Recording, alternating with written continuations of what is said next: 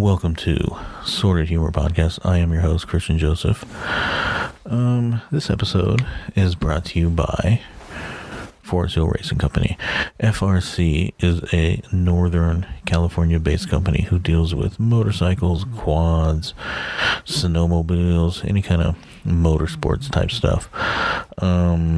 You can get parts from them if you need parts. If you need a technician, you need your bike worked on because it's broken, bring it to John Peters. If you need to purchase a motorcycle, you can go there too, and there's a few out there right now. Also, we have a really good apparel line with the Forest Hill Bridge as the main logo. So if you're from that area, it's a pretty badass shirt. I should know. I designed it. Also, this will be the first episode using our intro music. This song for the intro music is off of my friend Matt Malley's solo album. Matt Malley is a founding member of Counting Crows. He was their bass player for, 10 years or something like that. And he allowed me to use his song Feel for my intro music, so that's what I'm going to do. Hopefully in the near future we're going to get Matt on and shoot the shit and talk about the old days of touring the world with Counting Crows. But today's episode, my guest is Emily Fay Calhoun. Emily Calhoun, well, let me tell you something. She is very smart. She's one of the smartest people I know. And it was a really good conversation. I had a good time talking to her. She is a producer, writer, director, and she kind of just gave us a lowdown of her journey through the industry, you know, how she got to where she is now, who is someone who just last year finished her first short, which is I think like 18 minutes long, and it is a little small section of a feature that she wrote, which hopefully she'll be able to finish the feature sometime in the future. But yeah, it was a really good conversation. I had a great time talking to her, catching up. We live about 30 minutes from each other and rarely see each other. Yeah, give it up for Emily Fay Calhoun.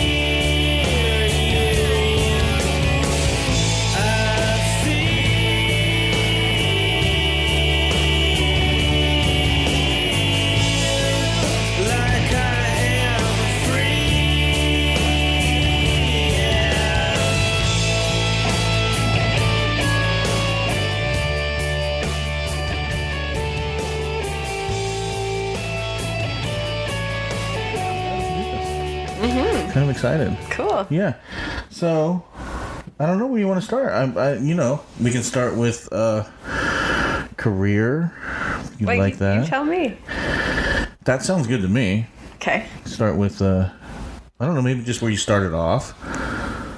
Like with maybe after college? I don't know. Oh, gosh. With my whole career. Talk about the whole career leading up to where you got to the point where you, wrote and directed and produced your own short. Oh, okay. Well, Where did it start? Okay. When did it start off? Yeah, so when did you decide that you thought that's kind of what you wanted to do? Well, that is really the more interesting thing, is because,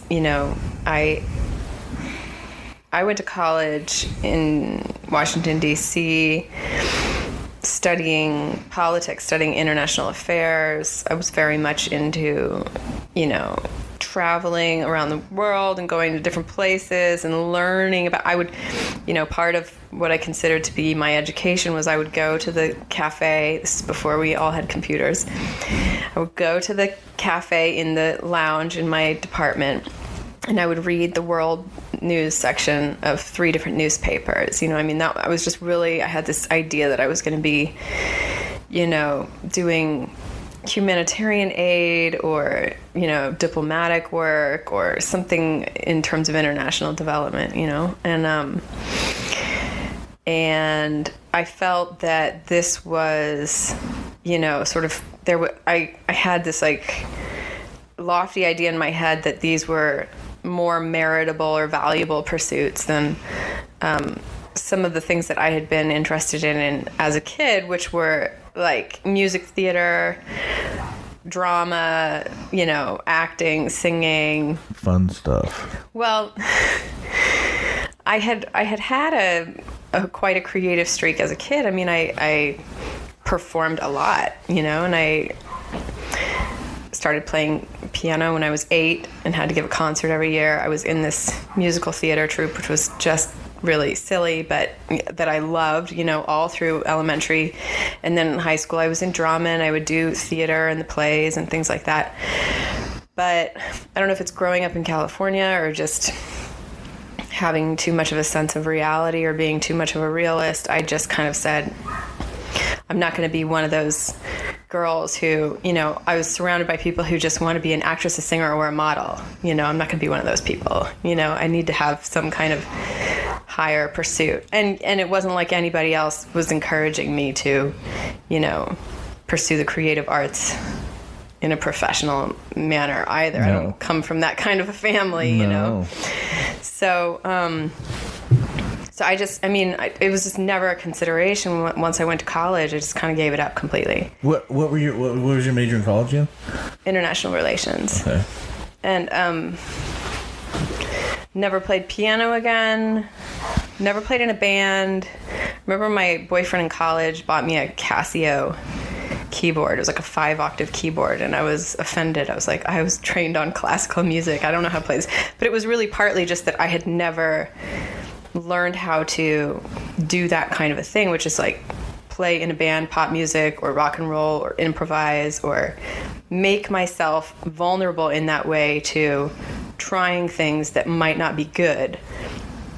I was never a person who was going to be able to get up and say, hey, I had this idea, this creative idea, and I'm now going to perform it for you all, and it's probably going to suck, but I'm going to do it anyways. I just did not have that in me to do that. It was just like, I couldn't imagine myself ever putting myself in a position where I would be vulnerable to foolishness or appearing as though You didn't want to fail, but why set yourself up to fail? Yeah, I mean, I really didn't. Yeah, and it was like, I mean, no one wants to fail. You're not going to set yourself up. Think in your head.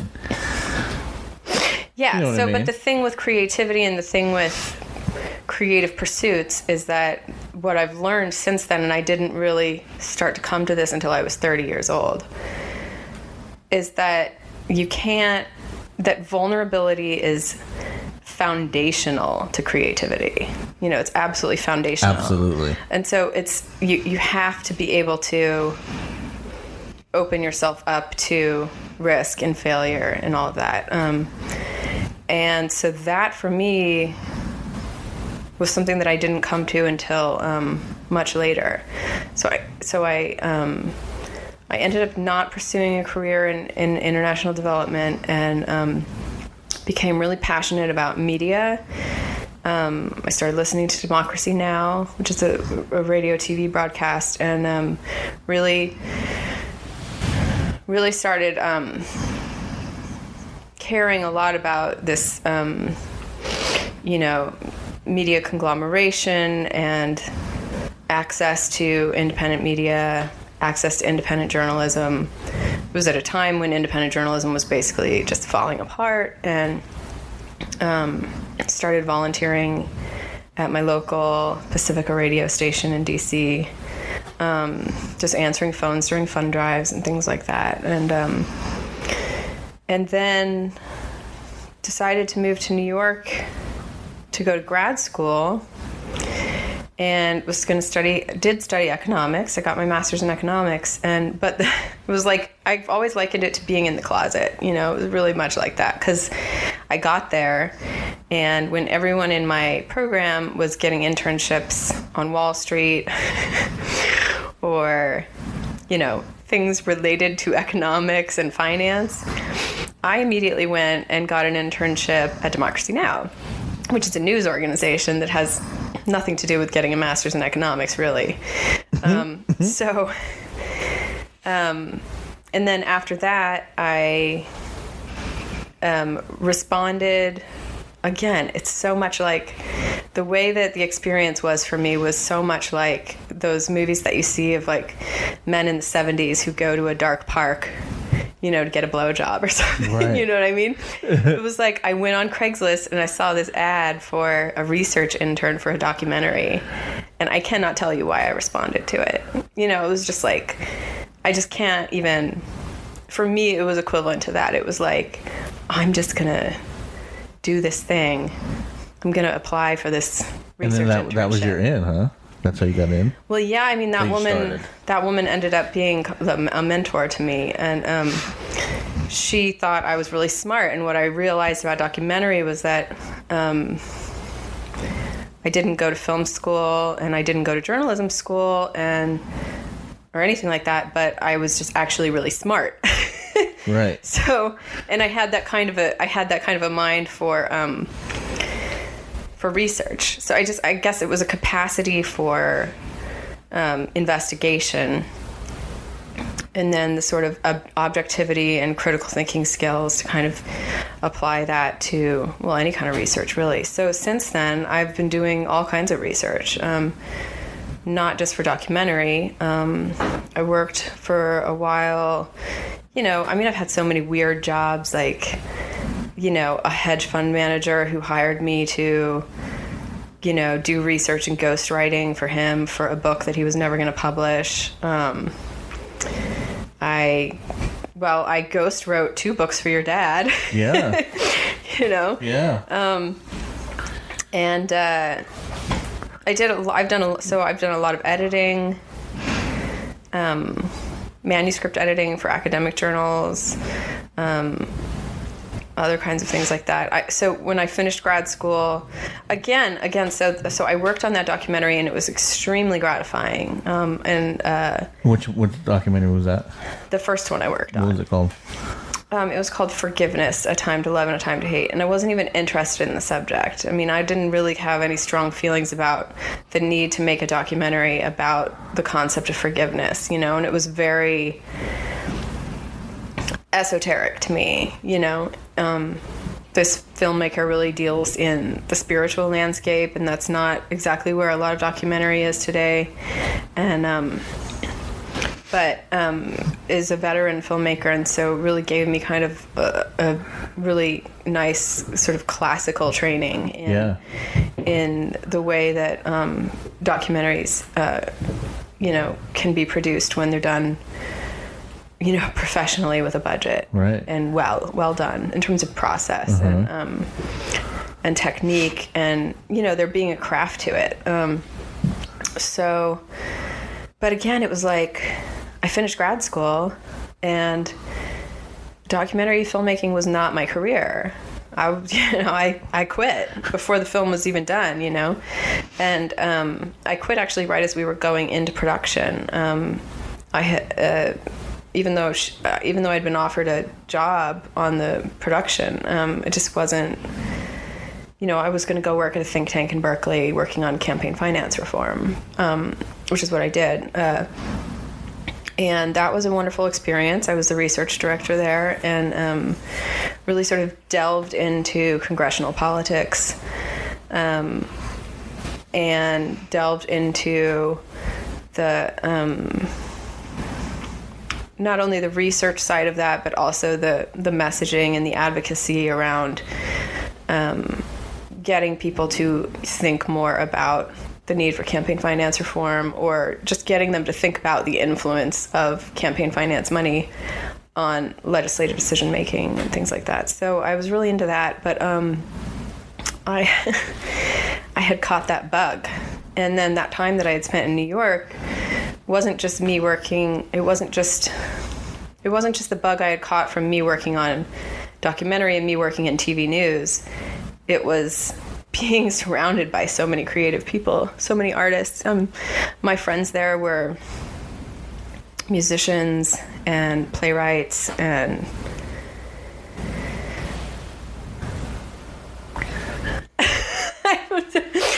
I'm losing my breath from talking so much. It's because you're pregnant. My friends there were... Take it slow. Yeah.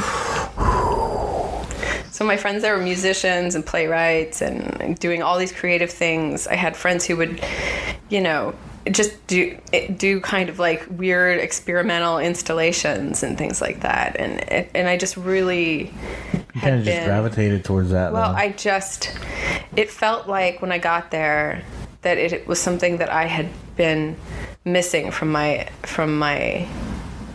adult life. I had spent all this time in DC around people who were really smart, who were all making money in their 20s and who were really driven and ambitious, but it was just kind of a creative black hole, and I wasn't really feeling a lot of inspiration. And I got to New York and it was the opposite. Everything, everywhere, I was just like, it was all interesting, Yeah. That's probably why you stayed there for a decade. And what I was so drawn to was just people following their instincts about, I have this kernel of an idea, and I'm just going to try it out. I'm going to find a venue, and I'm going to perform it, or I'm going to install it, or, I remember a friend of mine had this idea that her and another friend of mine, they wanted to install patches of live green grass, like sod, little pieces of sod, in subway trains, and then just document people's reactions to it. You know what I mean? And they did it. Oh, they did? Yeah, and they created a website, and they had me like write up all this, material for them in terms of like what the concept was and everything. Yeah. And it's just like just the creativity there, just the kind of the absurdity of it, but also like, and they ended up getting a subway train shut down because of it too. Wow. It's like security alert. Like, what is it? It's grass, right? And they called the project Vitamin Green, and it was just all about like, intervening on, our mechanical world with natural, it was just great things like that, and I had friends who were out on the street selling their art for a living, and where is this in New York? This is in Brooklyn? Were you in Brooklyn the whole time when you were in New York? Yeah, when I first moved there in 2006, I moved to Brooklyn. So as far as like creativity area in New York, where is it? Brooklyn? No. Give us the layout. Yeah, New York City has 5 boroughs. Right. Brooklyn is one of them, but really it's not. Brooklyn is now a brand, and it's now much more like San Francisco to me. It's a place for rich people. When I got there in 2006, I moved to what is now sort of... Sorry, I need to get some water. You can just get water. I can just... Get your water. Get your agua. Oh my God, so much talking.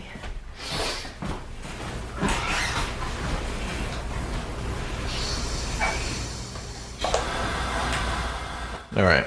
Yeah.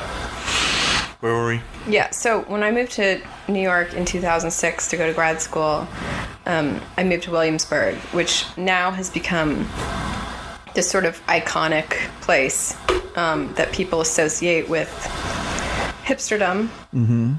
Yeah. And, but at the time I moved there, it was, still raw. It was like basically at the end, mm-hmm.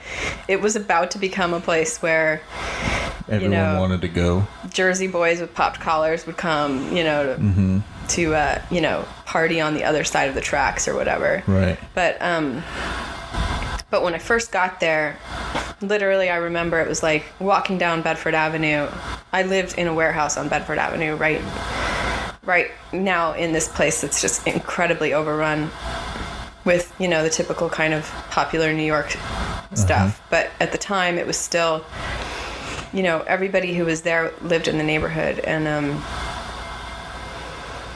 I just, man, I was like, everybody was so fucking beautiful, you know, like just everyone looked interesting, like all the fashion, you know, I love clothes. I love that as a form of expression, not in a designer luxury kind of way, but just in, I mean, just every outfit, I would just be like, oh my God, I was so inspired, you know, and then everybody was working on something, making things, you know, everyone was making stuff. So I was really just fell in love right away. I totally I felt like I was in a place where I had kind of like, you know, come home to. It was like, oh, I this is a place for me, you know? And lots of sex and drugs and all that too. Yeah. Good times, right? You know?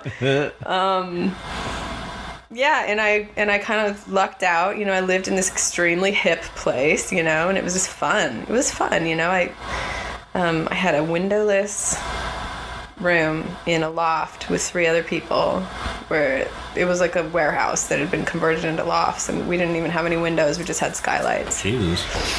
And it wasn't even like real walls. The partition between my room and the apartment next to mine was not exactly a wall. I remember one time the neighbor's cat came in through my closet. You know, it was like, but I mean, it was, I loved it. How long were you at that particular spot? Well, I was there for a year, and then one of my best friends moved in there after I left, and so I would go back and visit and stay again, or I would sublet for a month or so, and You upgraded to better places throughout your decade, yeah, I mean, I didn't want to live in a windowless loft anymore. Right. And gotta have a window. In my second year of grad school, I was not gonna fucking do drugs all the time. I was a little more. Oh yeah, so you're going to school at that point too. Yeah, I was getting my master's. Where'd you go to school then? At the New School. It's called the New School? Yeah, called the New School. I was in the New School for Social Research, which is the original New School. Why does that sound familiar? It's known now because they, you know, what originally in the 30s, it was the University in Exile. So it was a bunch of exiled socialists who came from Eastern Europe. So that's why they called it the New School. Then they started buying up other schools. So like probably the most famous school that they bought is Parsons School of Design, which is most people in America would probably know as the home of Project Runway. Right. One of my roommates was a teacher, was an instructor there. They also have the drama school. They have a school for contemporary. They have a jazz school. They have, you know, many different kind of creative schools within the larger New School for brand now. Got it. But the original New School was the New School for Social Research, and so this program that I went into was like just basically a bunch of Marxists. And I was not a Marxist. I did not go there to be... But I did go there because I understood that I had received my education from within the Washington bubble, and knew that sort of neoliberal consensus was not a universal consensus by any means, and that if I wanted to really, I felt that for me to be able to really know what I believed, I needed to learn about the things that weren't necessarily, you know, du jour today, right.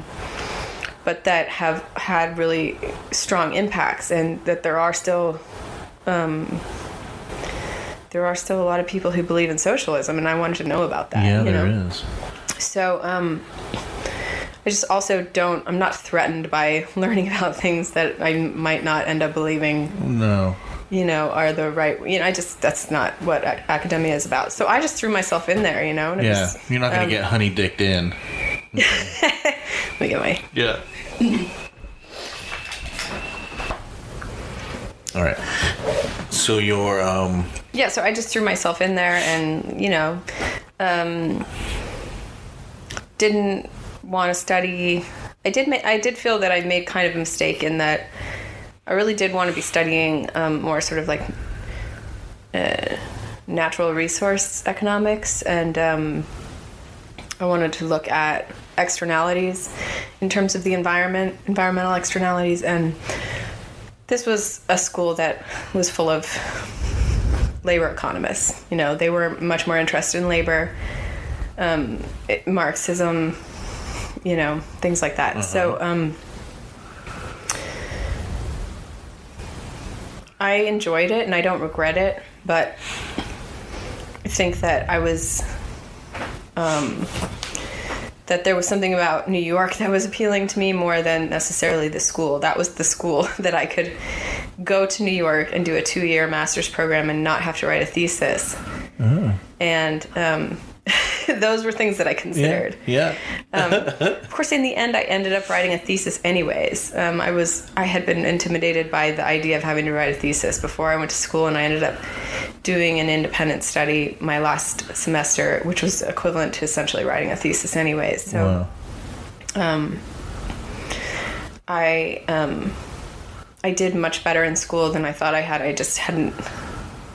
I had underestimated my own abilities, and they did invite me multiple times, encouraged me to go on and seek a PhD, and I just didn't feel it was the right school for me. Right. And also at that point, because I had spent the whole 2 years doing journalistic work and had really become so much more comfortable with the idea that I could do journalism and other kinds of work, just didn't feel that, I guess I didn't see how, I know what academia is and I love academia, but I didn't feel that, I felt that I could work for 7 or 10 years on some arcane subject and not reach a whole lot of people, you know? Yeah. Whereas there was an appeal to me with this sort of immediacy of, you know, working on a daily news broadcast where every single day you're reaching hundreds of thousands of people around the country. Just much more sort of being able to reach an audience, a broader audience, not an academic audience. Yeah. A more diverse audience. Yeah, I mean, just, a non-academic one. So that going to Berkeley and working at MapLight was really the perfect way for me to transition into a different kind of mindset in terms of what I thought my vocation was, in terms of my vocational track, because that in that capacity there at MapLight, I could do serious research, and I was given the latitude to spend time and resources really looking at data and looking at digging deep into congressional politics.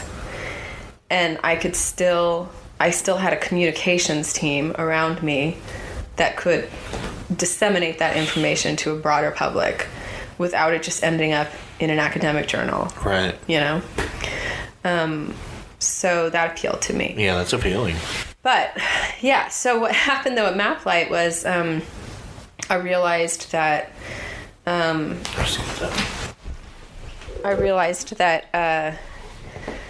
money is always going to be influencing politics, and that you can't legislate that away. That was a feeling that I came away with after studying, the data for 2 years and looking at things that were happening.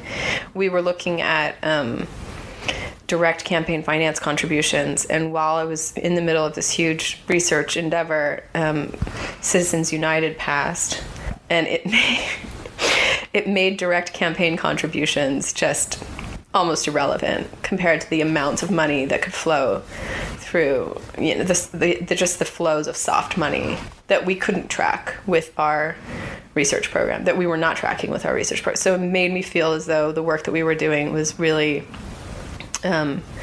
overlooking just this huge. So what I realized was money is always going to find a way to flow. You can dam up one avenue and it will flow in another avenue. And so what I want to do is I want to be following that money in a more fluid way. And I felt that I could do that better as a journalist, you know. It seems like there's a lot of money that you can't track. Right. Well, I mean, but if you're, it seems like, if you, but so that adaptability to saying, you know, okay, we built this research program to look at this one particular flow of money, and the money's no longer flowing in this way. It's flowing somewhere else. So we have to follow it somewhere else, right. You know, and I was feeling restrained in that sense. That makes sense. And also had caught the documentary bug and was, you know, not just the documentary bug, but I had started to consider that I might have creative capacities that had been lying dormant for a long time. And, that I had perhaps pigeonholed myself into a life that I would later regret. Mm-hmm. You had to let it out. Yeah. Yeah. Really, honestly. Yeah. It felt like that. It felt like letting it out. I know the feeling. And sort of culminated in almost kind of like a nervous breakdown. Maybe compounded by other things, but just a huge moment where it was like, you know, I want to start from scratch. So I quit my job and I bought a Canon Vixia, which at the time was, it's what you would call a prosumer video camera. On mini DV. Ooh. Yeah, little tapes. Those, yeah. Yeah. But it was HD. And at the time, gosh, it probably cost almost $1,000. Yeah. And I bought a 700-page volume. What is it? The Filmmakers Handbook, a comprehensive guide for the digital age. I have it right there. That's awesome. And I read the whole thing. I mean, I didn't, maybe not every single page, but it was like, I'm coming from an academic background. I don't have a film school education or a journalism education. My approach is to just teach myself, right. Get the information from books. That I'm a book person. Yeah. Yeah. Yeah. So, what I wasn't yet comfortable with was what I saw so many of my friends do, which is not bother reading any books or reading anything or going to any classes or learning about the history or the craft. They just go out and they do it, And I was just never one of those people. No. I was just never going to be one of those people who could just go out and try and risk, reinventing the wheel or doing something incredibly cliche or making all kinds of really typical cliche mistakes. I was always really afraid of that. And I still am to a certain extent. And I see people all the time just go out and say, I want to be a filmmaker. And they just pick up a camera and they start doing something. And sometimes it really works. And then I'm very resentful. I have one friend I'm thinking of in particular who is like, we talk about this a lot because he kind of took the same path as me where he didn't, he was just telling me this the other day. It's like, I didn't go to film school, so I don't have that background in the craft, but he is a person who is not afraid to just pick up the tools that he has at his disposal and, more importantly, gather people around him who listen to him and who are energized by his energy, and he's able to just make things. Some people just have that too. Yeah, and they're not necessarily masterpieces in any way, but he just goes out there and he makes them, and then he learns, and then he does it again, and then he learns, and I just have never had that. That does not come natural to me, I don't know if it's really I don't know. I mean, a lot of the people I worked with didn't go to film school either. Yeah. And I mean, a lot of them did, but A lot of them didn't. They just learned, and they just fucking learned. Right. On hand. Yeah. I don't know. You can learn a whole lot just by doing it. Right. You absolutely if you have good can. mentors. You can. And if you're working with legit producers and directors, you can learn what they know. Mm-hmm. Absolutely, you can. And I have worked on projects where I, hired a bunch of interns who were from NYU or from NYU Film School or had gone to prestigious film school programs and had no practical experience whatever and were basically useless to me. Right. So absolutely. And I mean that is what I eventually did. I mean, when I quit my job and I started just playing around with the camera, I found the one at that time I was in the Bay Area. I found the one producer I knew. I didn't even know him. He was my brother's friend. And I said, can you get me a job on set? And he made me a production assistant on a commercial. And that's how I started. It was like, I'm 31 years old at this point. I'm 10 years behind. And I'm going to be a PA, which is the lowest on the rung. I mean, it's like you're a gopher. And there are very few 31-year-old, educated female. I mean, it's just, I was basically just with a bunch of really young. Yeah. I mean, it was really hard. Yeah. I mean, for me, just emotionally, it was difficult to just kind of say I'm starting, but it made sense to me. Like, well, if I'm not going to go to film school and I don't, and I'm already 31 years old, what am I going to do? Well, I'm going to learn. I'm just going to go and I'm just going to put my head down and try to learn, and you got to start at the bottom. And I did learn a lot about production. Ended up getting to a point where I said, okay, I'm not doing this anymore. I cannot be a PA anymore. It's not working. I had... Well, I'm sure I've told you this infamous story about how I got fired as a PA. I don't remember. Okay. I'm sure you have. Yeah. Well, I finally I moved back to New York, and I had been working on reality shows in San Francisco. Right, and I remember that. Commercials and just little piddly things that I wasn't really into. Just taking any PA job I could, like contests and reality stuff mainly. Right. What are you going to get in San Francisco? Commercials and stuff like that. So I went back to New York, and all I wanted was to work on an independent film. I just wanted to work on an actual feature. It was just like, I just wanted to see how a feature film is made. And I had been a PA on really big Hollywood films where I would just do like, day player, like run some errands or something like that. But I really wanted to be long-term on a feature. So I get this job as an office PA, and they hire me, and I start the next day, and I go up on location, and at that point, I just think that I was just too old. I just couldn't. They actually told me when they fired me a week later that my supervisor was 24, maybe 25. She was younger than me. She was in physical stature smaller than me. When she fired me, she was trembling. I actually had to kind of coach her through firing me. I don't know if she'd ever fired anyone before, and I had, And she had her supervisor there with her, and they were both just nervous. They were nervous. It was very weird, And do you know if this was their first feature they were working on? no, it wasn't. Oh. It definitely wasn't. Okay. Yeah, no. And they, the girl said, I just don't feel like you're enthusiastic about taking lunch orders, I mean, something like that,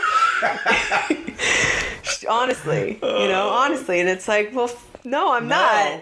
But I'm doing it. But it's like, I understand that's what my job is, but why the fuck do I have to be enthusiastic about that? Right. And, oh, God. And I didn't, really know how to use the copy. I couldn't figure out how to copy the sides, you know. It was like, but I had these really big ideas about the office and how we could sort of run the office, and you know, I was just like really struggling to stay within the bounds of my job, right? You know, even though I knew what my place was and I knew how important it was to stay in your place, it was just hard for me to. Oh. And then there's so many hours as a PA where you have to sit and do nothing and wait until somebody speaks to you. Right. And you have to be grateful that you are there. Even if it's 16 hours and you're not doing anything and you just sit there for that 16 hours because everybody else is there doing things and you are just expected to be there so they know that you're there in case they need some more toilet paper to wipe their ass, you know? Yeah. And you have to be grateful and you have to be deferential to the people around you, especially producers and anybody above you. And it's a weird that deference just does not come naturally to me. You know, I can respect people who have more experience than me, but I can't. It's hard for me to just automatically defer because, oh, you're the producer. Right. You know, so the best moment in that week. Oh, and another thing they said when they fired me was, "You're an intellectual. You should be running your own business." That's like the only time in my life I think I got explicitly fired for being an intellectual. Wow. You know? Which was like, is that, you know, kind of like I'll wear that with a badge of honor. Right. You know? Like, how do you take that? Oh, God. But the best time I had on that whole job was when they sent me to go pick up one of the actors at the airport, and I had to drive. We were up in the mountains on location in the Catskills, and I had to drive down to Albany and pick up this actor, and then we got lost in the woods and had a little adventure. And in that space, I felt more like I was with a peer. I was with somebody who was not treating me like a PA, who was just talking to me as somebody who was like the same age as me, you know, and just being totally normal and down to earth and real. And I was like, oh God, man, I am not a PA. You know, this is just not, I'm just. How long was that job? A couple weeks? Oh no, I lasted a week. 1 week. And again, as soon as production started, I was there for pre-production, and the day before they were going to start production, they sent me home, you know? And, so I still hadn't gotten that experience of working on a movie production in the way that I really wanted to. Right. Had been involved in the pre-pro and set building and things like that, but so yeah, that was a big setback for me, and I remember driving away from that crying. And had just moved back to New York and was really trying to make a go of it. And I remember my dad telling me, you know, maybe you're not supposed to start at the bottom. Maybe you're not a PA. Maybe this is a sign that you're going to have to do your own thing, you know? And after that, I stopped trying to work my way up through production. I just didn't try to do it anymore, and focused more on writing. I was having a lot of fun learning how to do screenwriting. And which I also learned from a book. Yeah. I mean, I took a class at the San Francisco Film Society. I think I looked online. I got the format, and then I just went. I have over there the Screenwriter's Bible, which I refer to a lot, just for technical, logistical things. That's it. Yeah. And then I really enjoyed the class that I took at the Film Society. Yeah. So you're writing. Yeah, so I started fun with that. Well, but that still that was so hard for me because of course I wanted it to be perfect, and I was thinking way too big and way too complicated. And again, my friend who I was talking about earlier, I remember sitting down with him. We went to Coney Island. I was like, I really want to write, and my brother had just passed. I was like, I had gone to New York for a little break, and I said, I really want to write, but I'm struggling with how to start, how to begin, you know. It's just, I get caught up in, you know, complicated plot lines, and I can't really get that, you know, I'm having trouble getting started, you know. And he said something to me that really, I guess, changed the whole course of things for me, because he said, Emily, don't think too much about it. Guy walks into a bar. What does he do? He starts talking to the bartender, and then somebody sits down next to him. Who sits down next to him? What do they talk about? What happens? Keep it that simple. Mm-hmm. This guy walks into a bar, and I was like, okay, it doesn't have to be a masterpiece. It doesn't have to be some great work. I just have to be able to build one scene. Just build one scene. Scene by scene by scene. And, and so I went home. I had things happening in my real life, in my personal life, that inspired me to think about a particular character. I built one scene with that character, and then did the complete opposite of what everybody tells you to do. What they tell you to do is to write story after story after story. They say, don't even show up with a pitch until you have 10 stories under your belt, Yep. Nope, did not do that. That very first advice that I took from him to write one scene, one character, I stuck with that scene and that character. To this day, I'm still writing the same damn story. And that was how the short that I produced came about, because that story became large and feature-esque, and I decided that I wanted to pare it down into something that I can make as a short. And it happened to work because it was a story with like 4 different characters who were on different trajectories, who were going to meet, whose lives were going to sort of coincide at one point, but each story was in itself kind of a narrative capsule, so it had the capacity for being broken down into a short. So the short that you saw that I produced was one narrative within a sort of an intertwining story that I still to this day work on. So you don't have that full script done? Well, I've had different variations of it, but it's never been done, but I work on it. And I've had this argument with people before where they're like, no, you got to write a bunch of different stories. You have to let that one go and move on to the next one. I don't necessarily believe that, because when you look at your favorite filmmakers' work, you see that they are always telling the same story. They're always hitting on the same themes. They're always, they are preoccupied with a certain thread. And it comes out in different forms with different characters in different movies, but at heart, they have a thing that they're interested in. And, right. and so do I. And so I just keep working it out with these characters, and it's constantly changing. It's not like I'm tinkering with dialogue, Right. But it's using these characters and this general idea of what happened in this time and place to keep refining,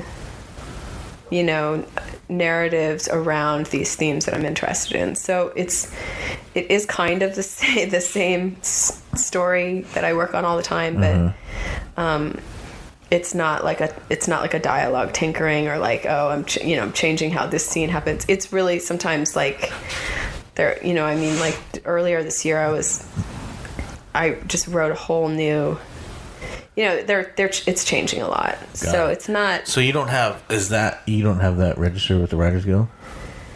Do you have anything registered with the Writers Guild? No, I don't worry about all that kind of stuff. No, you don't want to get that little plaque that they send you? No, I don't worry about any of that.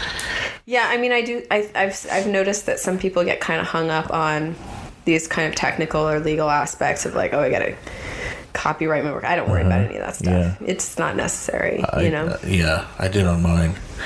I had a friend who recently decided he wanted to write a book. He had a great idea, and then he started asking me questions. He started getting hung up on, what the chapters were going to be and what the title was going to be. And it's like, no, you have a great idea. Just like think about the idea. Don't worry about any of that stuff. Later, that will fall in place.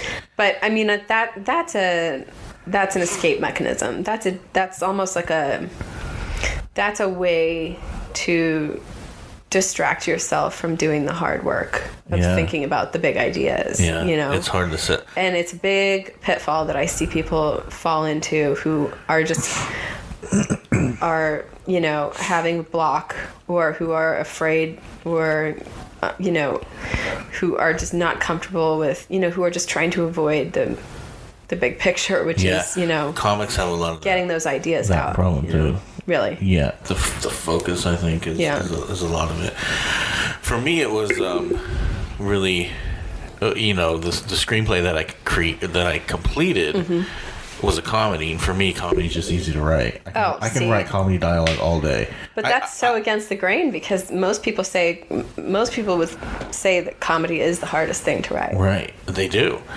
And I have 3 other projects that I've started writing, 20 pages in each one. Yeah. And then I'll just be like, it's not bad. I'll just be like, I don't know, I'll start this one. I don't know, and I'll start. I just never went back to finish them. Yeah. One of them I was working on was when I was at Ridgeline, and it was basically I was gonna write a film on the premise of the song Hotel California. Oh, yeah. And I got like 20 pages into it. Now, was it based on things that you've heard about the premise, or was it just from your imagination? It was from my imagination, just from the song. Because even the Eagles just say that they won't even say really what. Right. You know what I mean? It's up to everyone's interpretation. And that one was kind of going good, but then I remember I gave a copy to Doug Stanley, my mentor at the time, to look over. He's like, "This is really good. I don't know if we're going to get the rights to make this movie from the Eagles." Right. It's like, you might not want to finish this project, put all that time in, unless you know you can lock down the rights. I'm like, I don't know the Eagles. He's like, I don't either. So that is one thing when you're dealing with other people's when you're dealing with other people's stories, that you do have to worry about that technical aspect at the beginning. Scratch that idea. Yeah. I shouldn't say that the one story that I've only worked on the one story. I do have a couple of other things that I work on, and they're all based on ideas that I had in that really fertile period after my brother died, and they've just stuck. But one of them, I've always had this dream. Well, I mean, since I had my sort of, rebirth.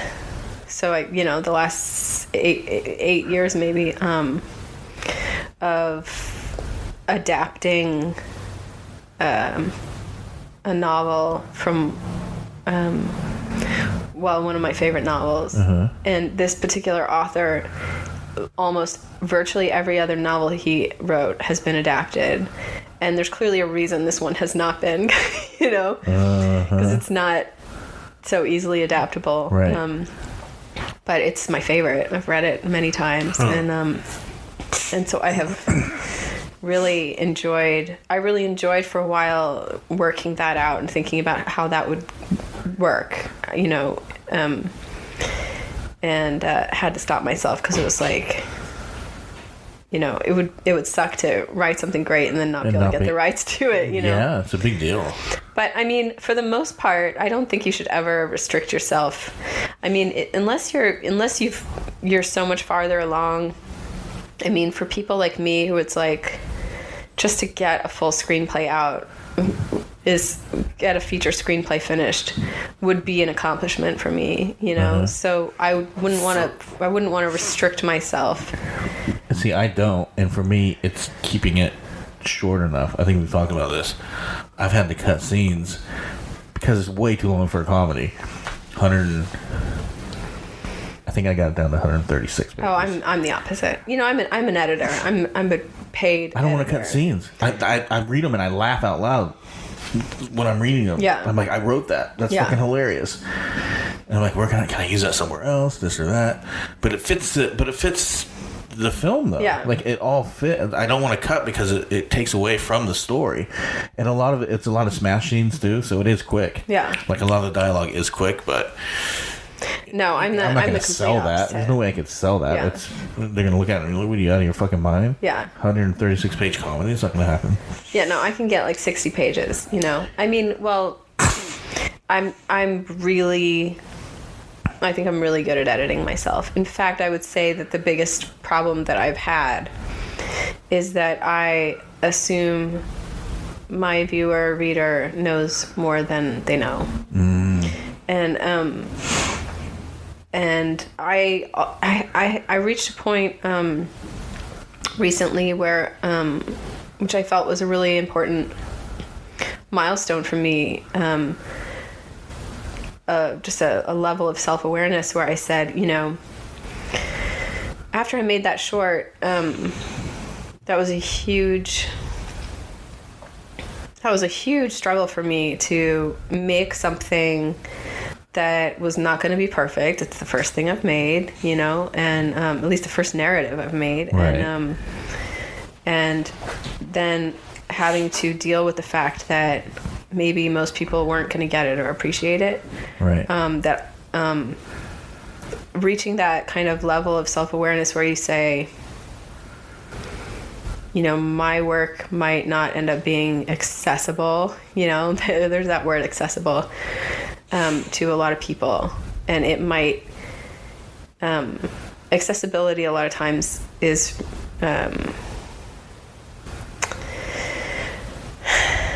connotes, highbrow or high art or pretension. And it's not really something that I would want to go for, Right. But being able to just say, like, I need to not worry about accessibility, and just be okay with, there are very few people in my personal life who get me, so why would I expect more people to get me Right. in my creative work? Yeah, that makes and sense. that was hard for me to get to that, because but then I started looking at my favorite films and my favorite filmmakers and the things that I enjoy, or the books I enjoy, or just all the music I listen to. It was like, a lot of it's pretty obscure, So. And I don't think, like, you're short. It just seems like there need, it's a part Right. of your story. Yeah.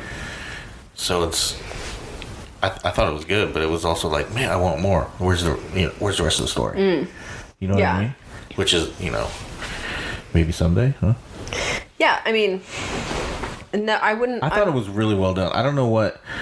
You've told me that you were not 100% happy with aspects of it. Oh, no, not at all. Of course not. But I think everyone would go through that. Yeah, Every writer, well, director. I guess one thing that I was interested in doing that was, it was important for me to use that experience as a way to showcase my ability to produce. And that did not necessarily mean that I was going to put all of my time and energy into directing, or working.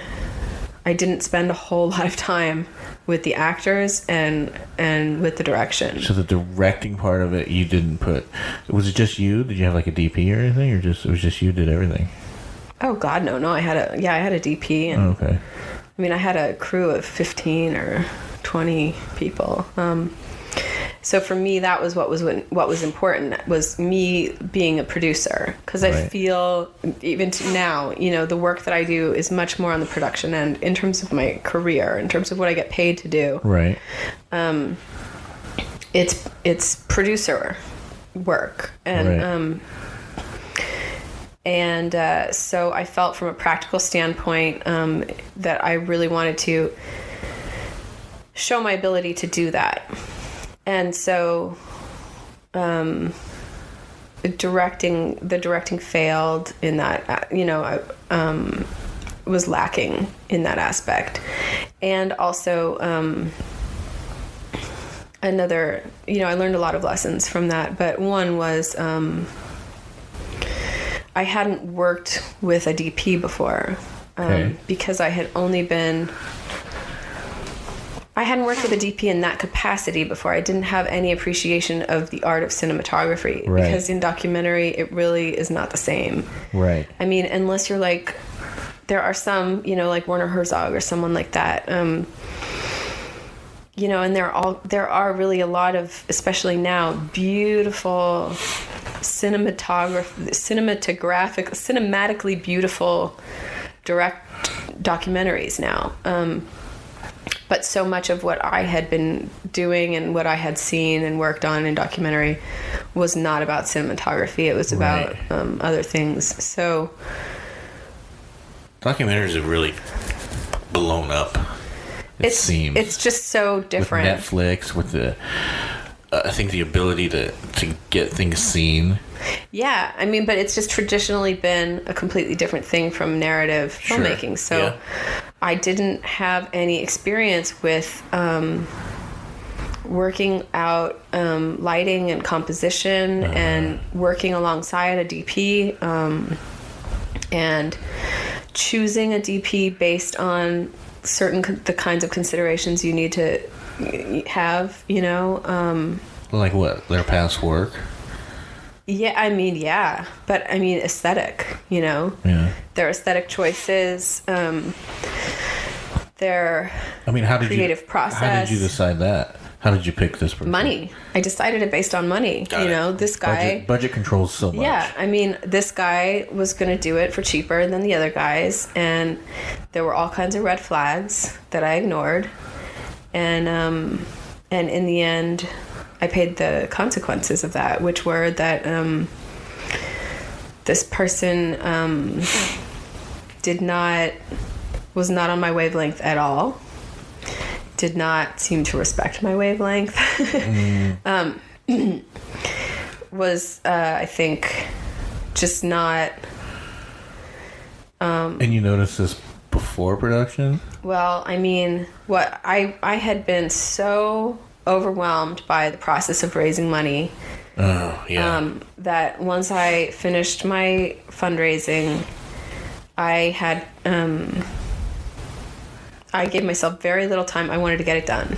Yeah. I gave myself very little pre-production time, and I should have given myself more, but it was based on logistical constraints that I felt were important, namely that I had a location that was not going to be available for much longer. And so I basically had been out of the country, found out this location was going to be available, the house essentially that the whole thing was shot in, for a short period of time. It was my dad's house. He had just bought it. It was run down, and you kind of wanted that though, right? I wanted that house. It was perfect, you know. And I knew that I had an opportunity in that location that I wasn't going to have necessarily. It was going to be hard for me to find because I wanted a rundown house, you know. And it would have been hard for me to find somebody who would have allowed me to remove everything from their house and make it look like shit, you know. Right. Just in terms of practically speaking, it was just so I had a limited time to. So I was out of the country, and I just said, he bought this house. He's not going to leave it empty like this. There's going to be a short period of time where I can get in there. And so I was dealing with that constraint. And so I raised the money, and then you know, I chose a DP based on the budget. Yeah. And it suffered. There's actually a filmmaker here in town who, it was so funny how he, when he saw the film, he told me that he could see how he had an inkling of what my vision had been and how it had been thwarted.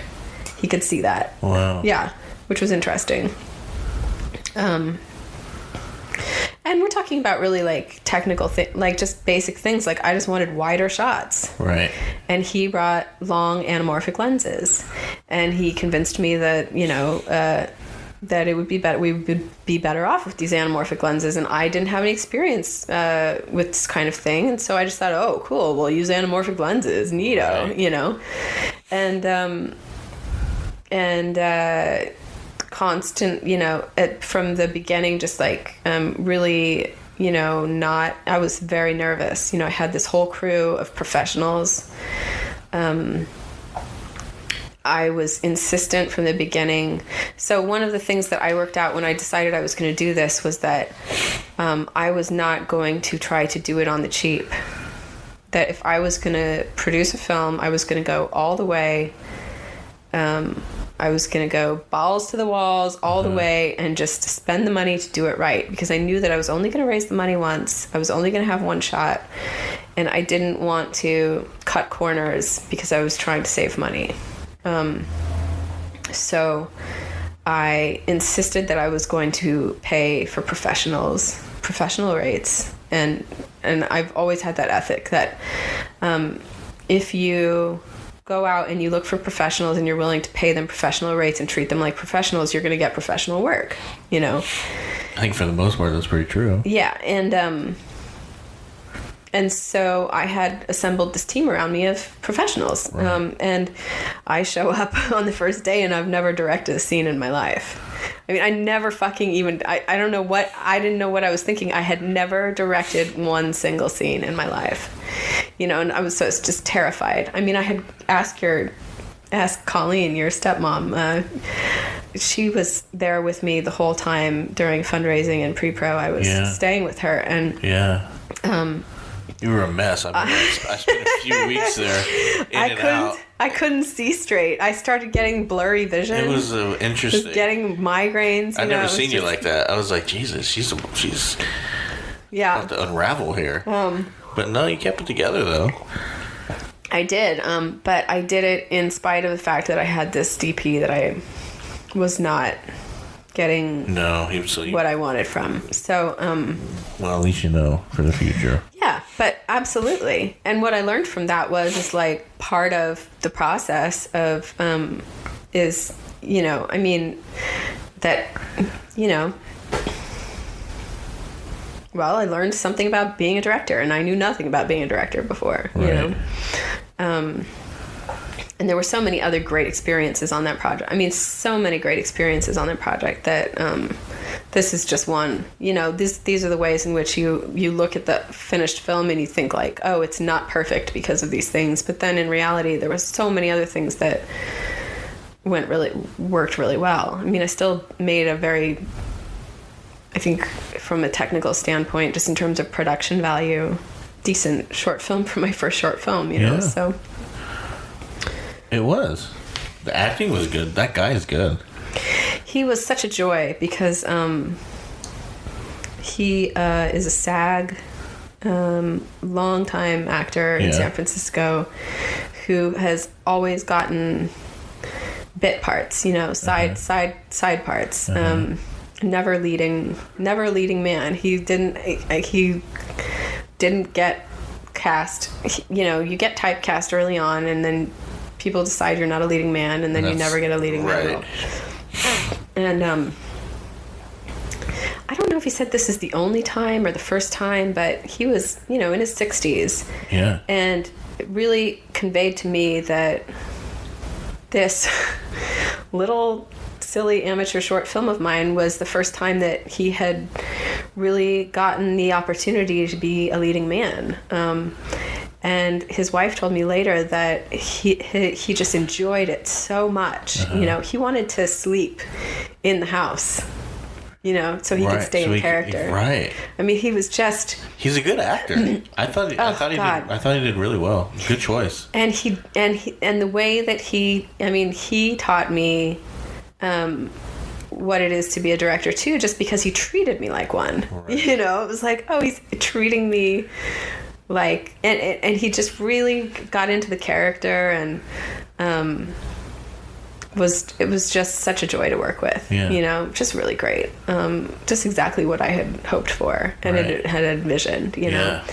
And my biggest regret is that I didn't spend more time, with both of them. Right. That I didn't give them and me more time, but I also didn't. And they told me that later that they would have liked more time, but I felt it was a kind of a respect for them because I was going to be paying them so little money that I didn't want to take up too much of their time. Got it. And in retrospect, I think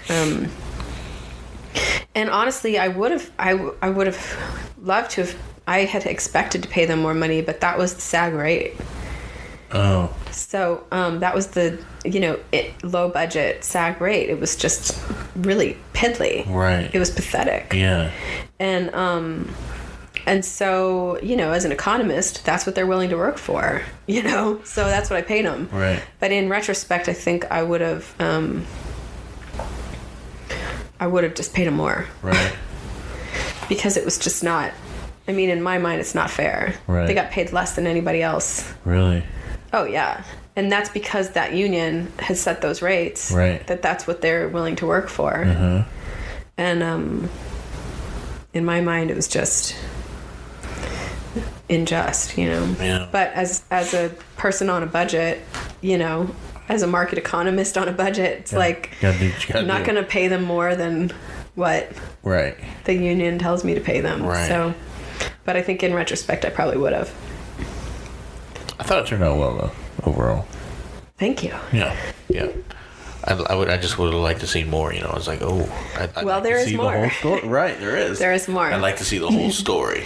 So the rest of the story, there isn't, the rest of the story has to do with her, I don't know if you remember, she refers to her son. Mm-hmm. She has a son. Mm-hmm. He comes looking for her.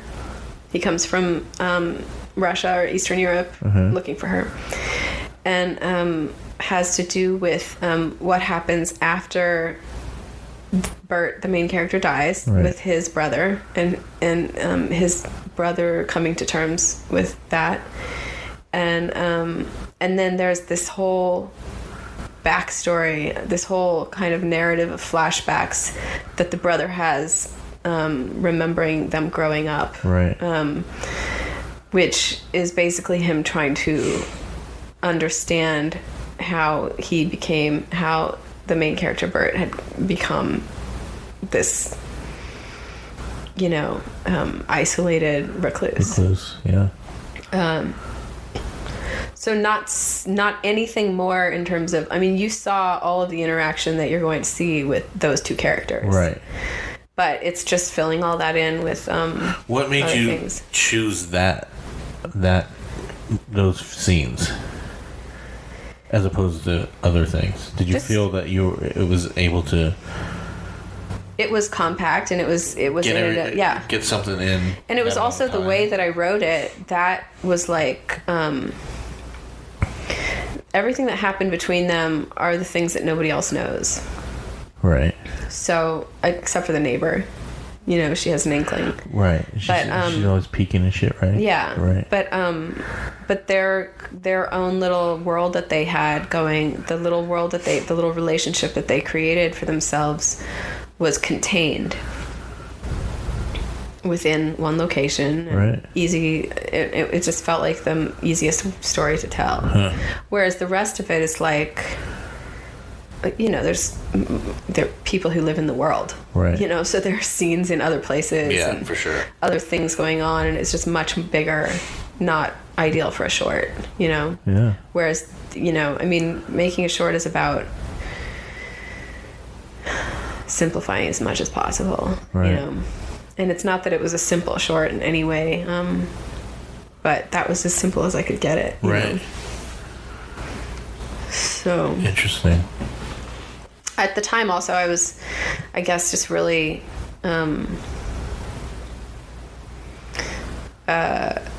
something to me about just, this character not leaving his house and just like what his world was and everything. Right. Yeah, it was just the story, the part of the story that I thought I wanted to tell, that I wanted to kind of work on. So. Right. What about now?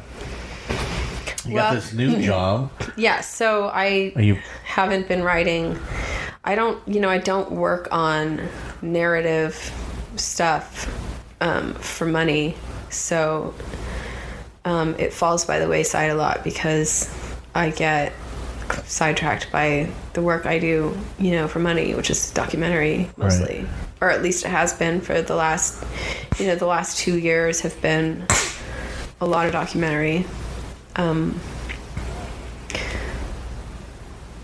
2 or 3 years, yeah. And in that capacity, I've doing a lot of I do a lot of archival. Right. So this year I've done a lot of archival, and all of last year I worked as an archivist. Technically last year I was an associate producer and an archivist on one film all year. So I was doing other things besides archival, working on some shoots and managing a post-production office and just things that go with being an AP. But I've been doing a lot of archival for the last couple of years, and it's a lot of fun. So, but it's a job that a lot of people don't even know exists. I mean, it's not. It feels like sometimes, like every Tom, Dick, and Harry wants to make a documentary. There was a great kind of Onion-esque article.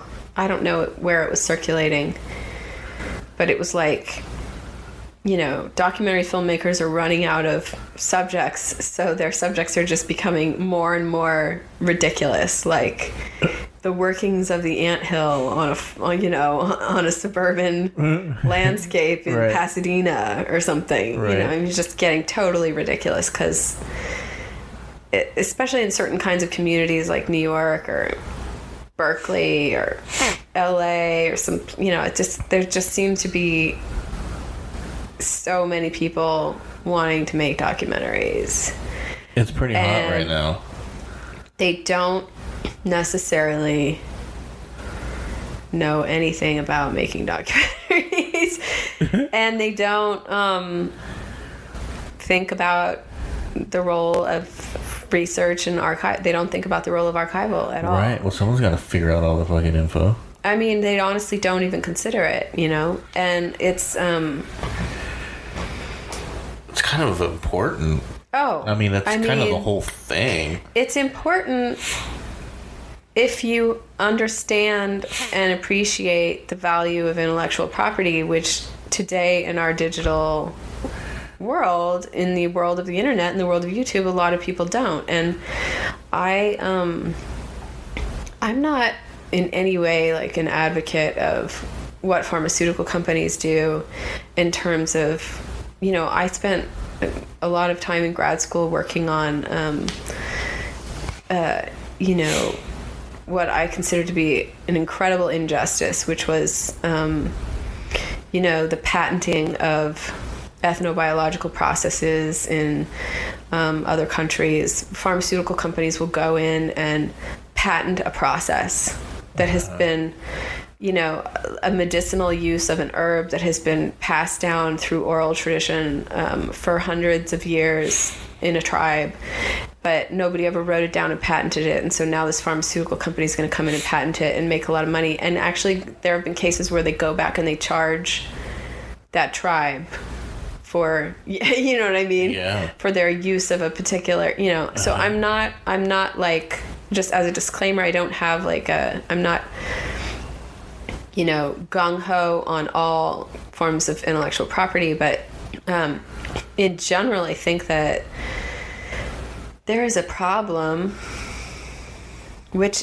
for some reason I just associate with sort of, millennial and colonial entitlement and sense of appropriation, which is that I see it on the internet, I can take it. I can do whatever I want with it, and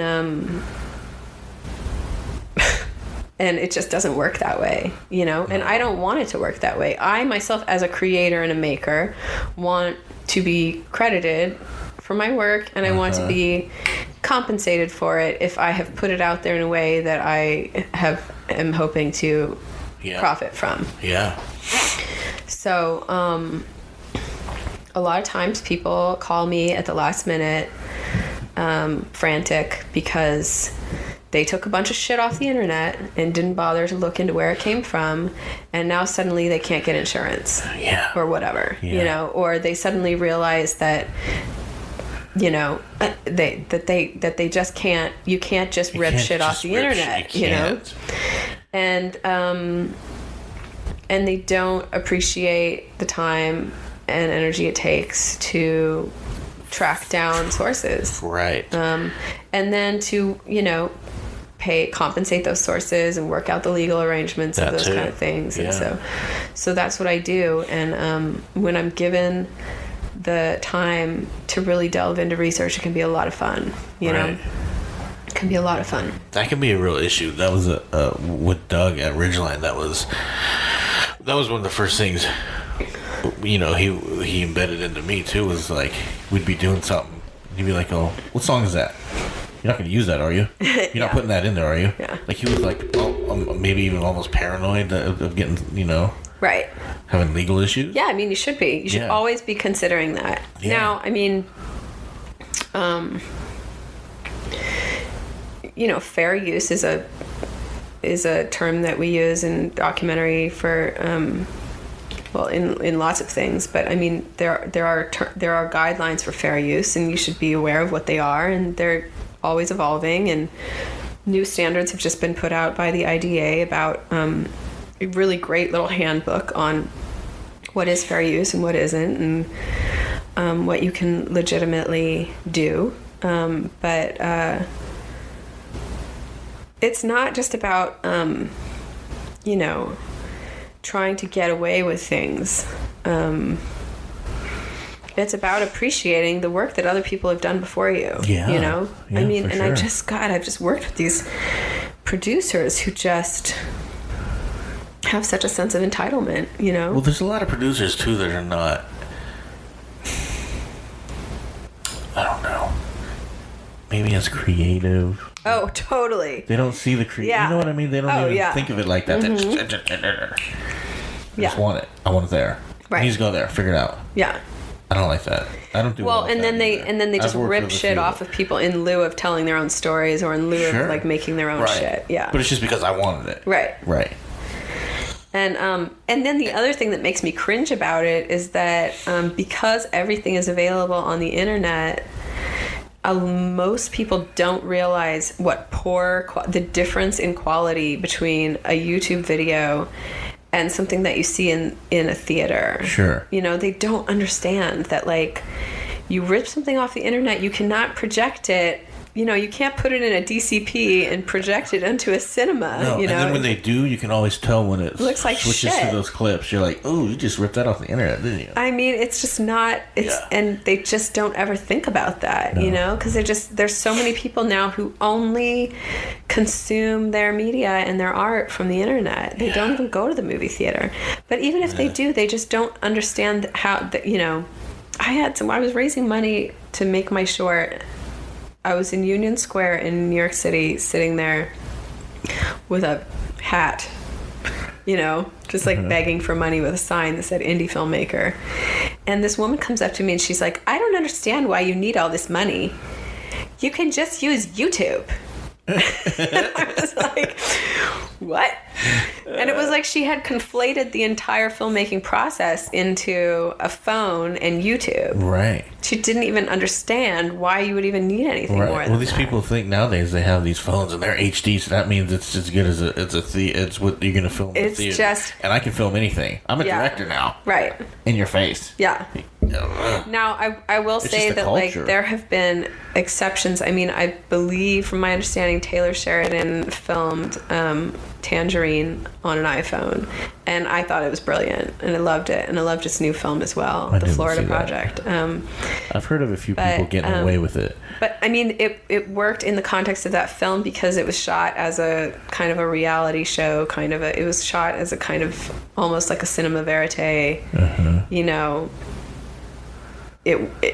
I could see how it would work there, and it wasn't. But also, that's a professional who is probably using the iPhone to its fullest capacity, which the average person just isn't, Right.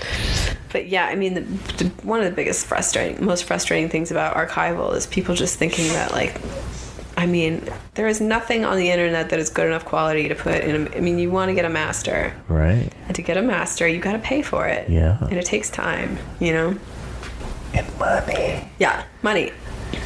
That's the other thing too, is that like with documentary, it's so hard because everyone thinks their project is a good cause and that they're telling an important story.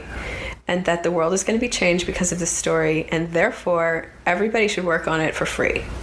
Right. And therefore, no, it's going to be such a great experience. How many times I looked at quote unquote job postings that were like, oh, I wish I could pay you, but unfortunately we just don't have a budget on this project, but it's going to be such a great experience, and the work you're doing is going to be so valuable. Work for free for the credits too. That's some of the issues I had when I left Ridgeline was, he wanted you to do a whole lot of shit for free. Oh, fuck no. And it was just like, oh, but you're going to get the credit for it. Nope. Your name will be on there. Nope. You get your IMDb credit. Well, okay. That worked for a little bit, and then finally I was, that is he lost half his people. That is what internships are for. That is what school is for. You give yourself a very limited time where you say, I'm going to do 1 or 2 things for free because I don't have any experience whatsoever. Right. But it is on you, and I'm very adamant about this. It is on you as a person who is trying to build a career in a media field. It's not just filmmaking, it's others as well, creative fields. You have an obligation to the rest of your peers to charge money for your work. Right. Because if you don't, then you set the bar lower, and producers are less willing to pay for the next person. Right. It's like the weed industry. It just gets flooded with these people who lowball, prices of weed. Yeah. Same thing. Yeah, I mean, except I'm talking about not even lowballing. I'm talking about just doing it for free. Yeah. Yeah, for sure. And they need to be teaching that in school. Not just in film schools or journalism schools or whatever. They need to be teaching that in school everywhere. They need to teach a lot of things in school because they're teaching a lot of weird shit in school these days. There's an idea. These colleges are... Well, there is this misconception, I think, this collective perception that to be an artist in and of itself is supposed to be rewarding, and to, put a monetary value on your labor. That when you're creating, it's not labor, or that when you're, making something that's for quote unquote entertainment consumption, that it's not labor. And that there is and the other thing is that people sort of think, they might not say it explicitly, but they sort of intuit that exposure is a form of payment. Right. And it is not. Right. Yeah. I mean, at least for most of us, it is not. Right. I mean, for some people who are driven by the need for celebrity and fame, maybe it is. Maybe so. And it depends on how much exposure you're talking about. But in general, I don't... Exposure is not a form of payment. No. And the people who say that, well, that's not true. I'd say a lot of the people that say that are not very creative, and they haven't gone through the process of, for me, writing a joke or working the whole thing out or whatever it is. And there's also just so much fucking work, man. But it's also, there's so much exposure now. Like, it's not like... I mean, anybody can expose themselves now. Right. So the value of exposure is less now than it was 10 years ago. And it's less 10 years ago than it was 10 years before that, because internet. Everybody. Anybody. Because Snapchat. Yeah. You know what I mean? It's like... So, that is a... We're in a weird place. The world is. Mm-hmm. And it's, the last 5 years have been really just kind of weird. And it's the internet for sure. Social media. Oh, God. My beef with social media is so much deeper than just, like, professional stuff. It's, I'm definitely one of those people who worries about the future of humanity. Well, me too. But these kids these days, I don't even understand. It's not even just kids, though. I mean, what scared me was how I've seen Generation Xers just completely capitulate in the face of social media in terms of their ability to socially interact, to socially connect. just as a single person in the quote unquote dating world, it's insane. I think about dudes who 10 years ago didn't even, what are we in, 2008? So I didn't start texting until 2005. Yeah, you don't like texting though. But I mean, you know what I mean? Like, guys my age, right? Uh-huh. They went through high school and college and their early 20s without ever having a cell phone and texting. I didn't have one till and yet 2010. now when you think about the conversion that's happened in such a short amount of time, how it's total capitulation. Yeah. There's just a complete unwillingness to use any other form of communication. Yeah, it's a little weird. Other than like posting an Instagram photo or, sending a string of emojis, and you're supposed to, and that is now replaced actual human interaction. Uh-huh. It's weird. With grown adults. Yeah, no, it's weird.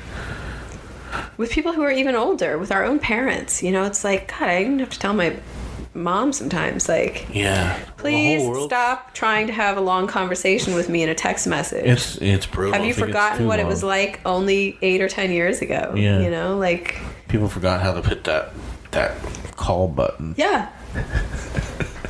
It's not. I don't know if it's just the fear of getting stuck on the phone. Some people don't want to I just don't want to get caught on the phone for 20 minutes or whatever. Oh yeah, so I'll just text back and forth for 2 hours. These fucking paragraphs. Yeah, but it's just lowering the bar on human interaction. And so much is lost. I don't know how many arguments I've gotten over text. Oh yeah. They've been like, I didn't mean it like that. I have there was ended no emotion relationships. Like fucking A. Ended relationships because of things that all happen in text messages. Yeah, it's rough. Yeah, so yeah, and that's all kind of part of just the immediacy of this kind of expectation of immediacy and an expectation of simplification of communication and stuff like that. I'm not a big fan. Just not there not being any work involved in communicating. It has to be easy. Well, everything just keeps getting easier and easier and easier. But it doesn't make anything really easier. No. In the end, it makes things a lot harder. No, it makes people just sit around and be fatter. Honestly. I like and I realize, even for this podcast, I realize I need, I gotta be up on YouTube. I gotta have my iTunes, and I gotta push it. You don't exist unless you're on the internet. You just don't. Yeah. And I need to, I need more followers. Yeah. And people need to subscribe and all this. But other than I like Instagram. It's easy. I take pictures. Yeah. There's no one's bullshit. Right. They don't allow you to put links up even. Yeah. You can't link anything. It's just like a picture. Yeah. And that's it. You can say comments and that's it. I like that. I rarely go on Facebook. I'll send my Instagram to my I'll send a picture from Insta to Facebook and then that's it. Yeah. I'll log into Facebook once a week, kind of look what's going on and that's it. Yeah. Because there's too many people. I don't want to see your agenda. I don't want to see your bullshit. If you got a picture to see, that's cool. That's why I like Instagram. Oh, they took a picture. Cool. Oh, there. That's it. I used to like Facebook for news because I had a lot of friends who would post interesting news on there. And I don't mean news this is what I ate for dinner tonight. I mean actual, sure, national and international news. Right. But they don't really do it anymore. And a lot of, at least, I don't know. I got a lot of actor friends and people in the business still through Facebook and social media that I'm still in contact with, which is good because I still use them. I got connections there, but a lot of those people. I see. I just have Instagram for that. A lot of those people. And I prefer that to. You know what I mean? Yeah, I mean. And they're just embedded in Hollywood, and it's just a lot of those people I don't know. It's not my scene. It's not a scene. It's a Facebook page. You know what I mean? I mean, that's the problem, is that it's not a real scene. True. There is no real scene there. I guess not. That is just a bunch of connections you've made on a software program. Sure. To, from one avatar to another. Yeah. It's not... I saw this great scene in this movie. I watched this movie, Brad's Status, the other night. Yeah. It's Ben Stiller one. I don't know. And it's a quirky little quiet Ben Stiller movie. Yeah. But I really did identify with it. I identified with this character in a lot of ways. He's a middle-aged guy who just has this resentment towards his more successful college buddies, and he knows that it's wrong, and he knows that his perspective is out of whack, but he just can't stop himself. He's kind of having a moment of weakness where it's kind of consumed with a lot of envy and resentment that these people that he had gone to college with turned out to be so much more successful and rich than him. And but at the end of the movie, there's a scene where he gets together with one of these guys, and this guy is like a rich and powerful political pundit of some sort, where the kind of thing where he gets a better table at the restaurant even though he's never been there, and people walk up to him and ask him for a picture on the phone, and things like that. And the guy, the main character, the Ben Stiller guy, he is so wrapped up in his own sort of inferiority complex, and just like feeling sorry for himself about the gulf between him and this guy, this old buddy, that he has lost perspective on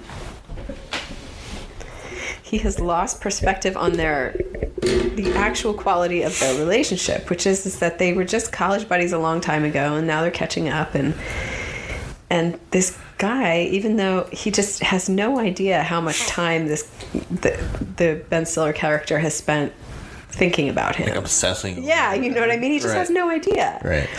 And Ben Stiller's character is like so worked up because this meeting, this dinner that he's having with this guy is such a big deal to him. Right.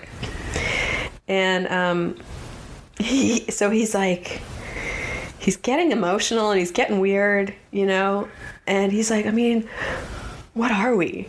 It's like, he's like, just thinks he's catching up with his old college buddy, you know? He's like, I mean, like, my mom died last year, and, it was on Facebook and you didn't even say anything, and it's just this assumption that, like, my point in this is just that you mentioned this scene in Facebook, like, it's this assumption that, like, well, there are things that happen and they happen on Facebook, and if it's part of your community on Facebook, you have some kind of a social obligation to respond on Facebook in some way. You know what I mean? Right. Where I don't believe that exists. Like I just don't have that. I don't it's respond like to a whole lot.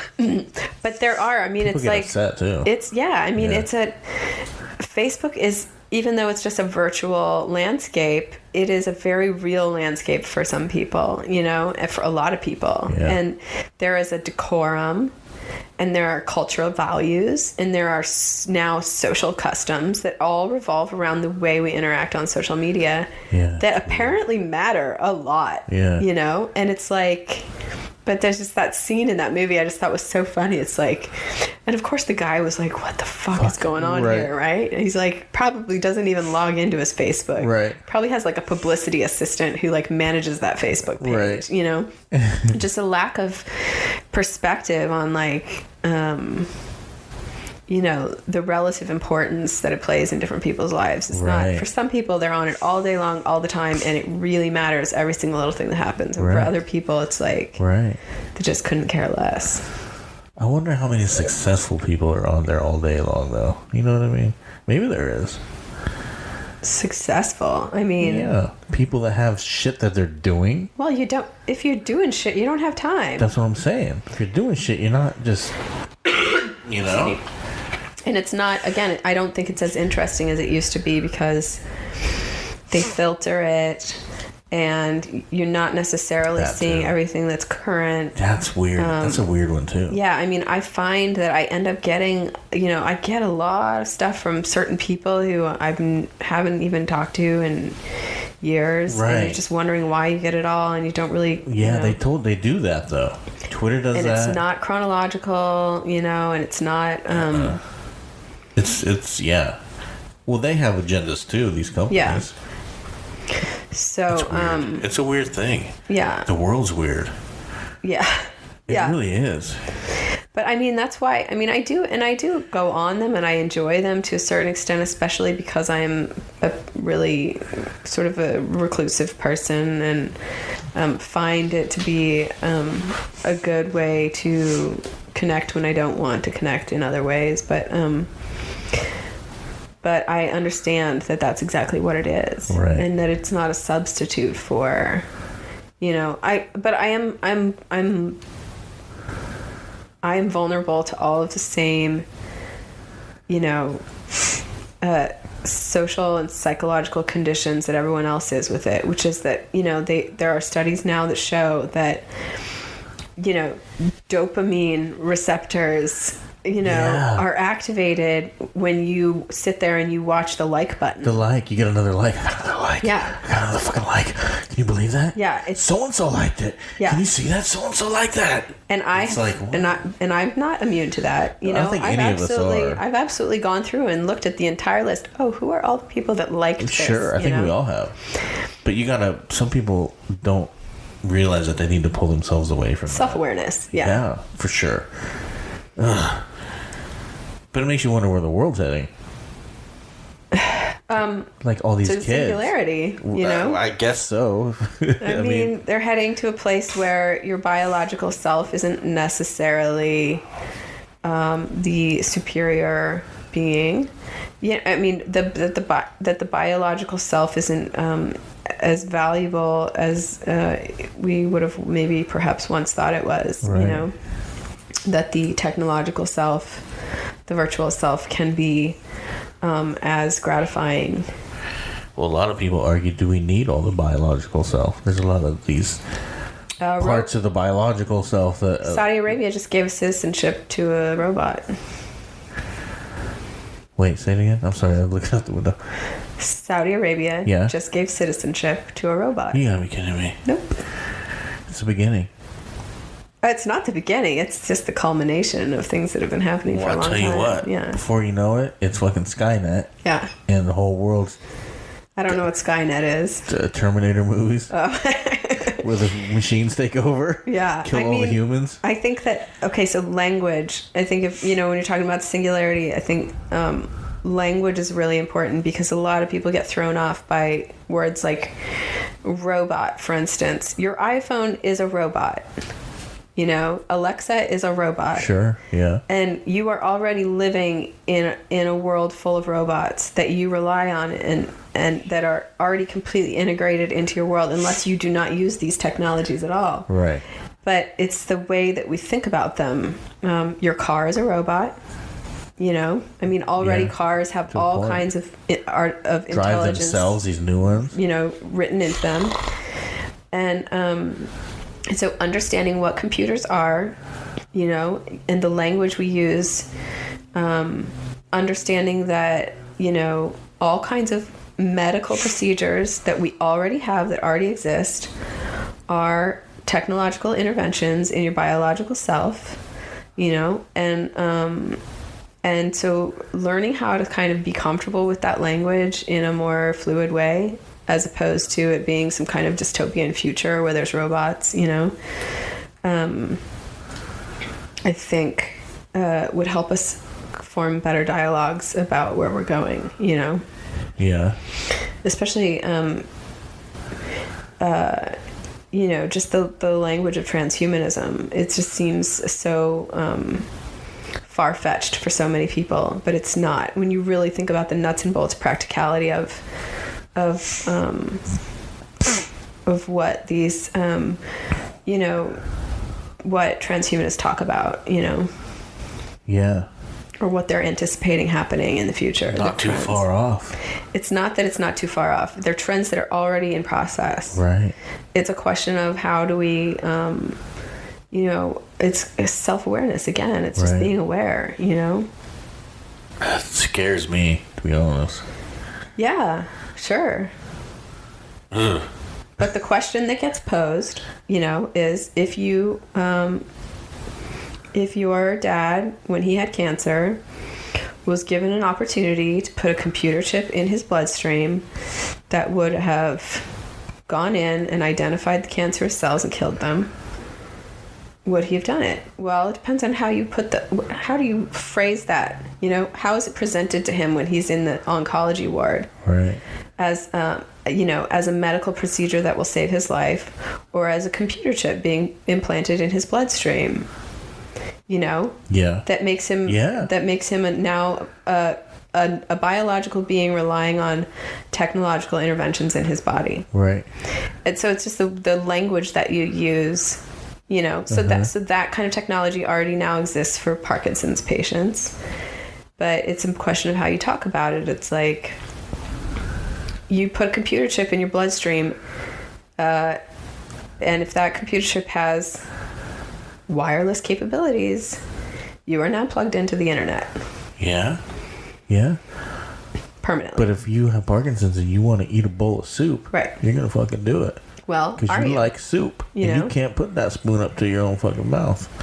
But that's my point. Is it's like it's language. It's the way we think about it. I mean, we already have things like heart stents and prosthetics. Sure. You know how so it's just a question. Definitely, you're right. There's already things in place that are kind of there to a point.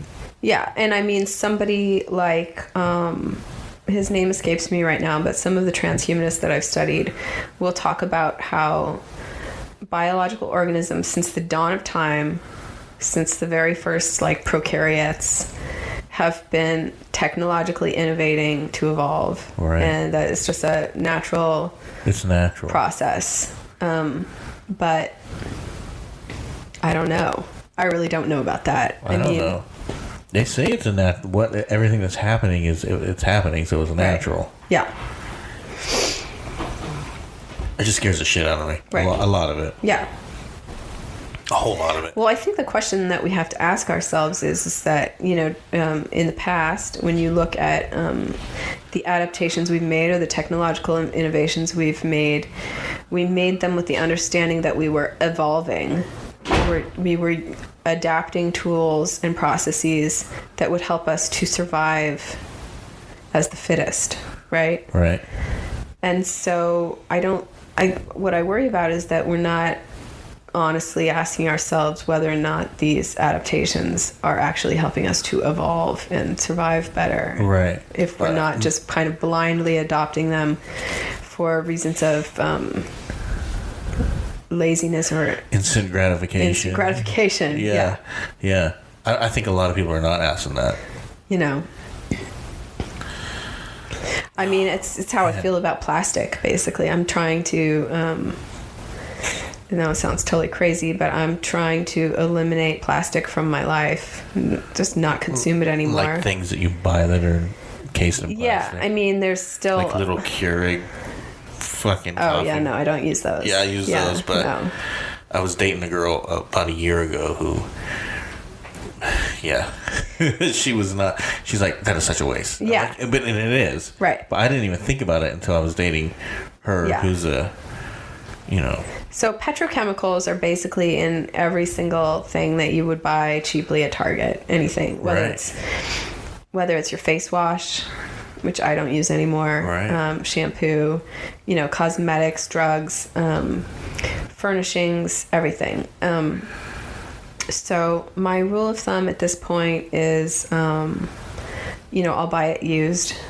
I'll buy plastic things used, but new things at this point I'm trying to. But anyway, so that's an example of, a lot of people would argue, well, the availability of plastic in manufacturing has made it so much easier for us to consume things. It's so much cheaper, Yeah. Well, did we need to consume all those extra things? Right. Probably not. I mean, do you need to go to Target every week and buy all that fucking shit that you buy? No, you do not. Right. But people like their shit, man. I mean, and a lot of it is food, too. It's like a lot of that plastic goes into manufacturing quote-unquote food. Yeah. Instead of just fucking buying vegetables. Right.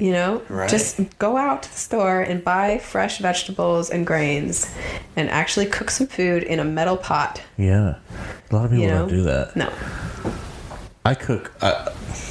85-90% of my meals.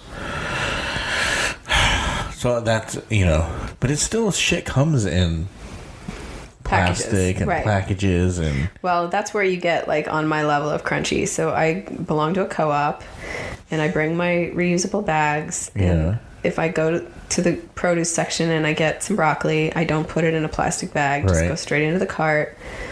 I mean, with the exception of, the bulk bins. Well, the bulk bins, I try to bring the plastic bags I already had from the last time I was at the bulk bin, and they already have the sticker with the number on it. Right. And that's smart. Mushrooms are one of the only things that I put in the plastic bag. But yeah, I mean, that's why I would never shop at a store like Trader Joe's. I don't know what it's like now, but when it was all the rage back in the day, I would go in there and it's like, okay, well, I want 1 tomato. Well, no, I'm going to get 4 tomatoes in this cardboard thing wrapped in plastic. Yeah.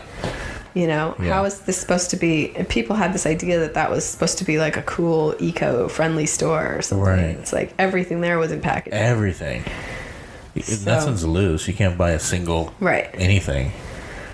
So I try to eliminate packaging. I try to, and for that reason, a lot of times I'll make a choice not to order something on Amazon that I can go down to the store and get locally, because a lot of packaging goes into Amazon deliveries. I mean, I'm sure you've had them. You get this big, giant cardboard box full of stuffing for a box of pencils. Yeah. It's weird. Yeah. That is a weird thing. And that is the cheapness of the manufacturing process. Right. But it's cheaper to do that than, It's weird how that is. But that's true. And the more you're doing it, the cheaper it is. The more bulk of, Yeah. You bought 10,000 boxes, so they were, a dime each or whatever the fuck. Yep. It's just a crazy world. Mm-hmm. And it just makes you wonder, so what is the solution? What do you think? Yeah, I mean, I think the solutions are... And is there solutions? Yeah, I don't absolutely. Know. You think so? Yeah, there are solutions. Lay it on me. Okay. So, first thing, take the time to understand what the things you consume are made of and how they came to be. Sure. What is it, Most people can't answer the question of what it is, They go and they buy some, like, cheap shelf at Target, and they think it's wood because it's been manufactured to have a look and feel of wood. Laminate and everything. Yeah. And there's actually no wood in it, Most of them get sprayed. Oh, yeah. It's like a spray, and then it hardens. Yeah. And then there's your table. It just particle boards like that. They spit it out, it dries, and then...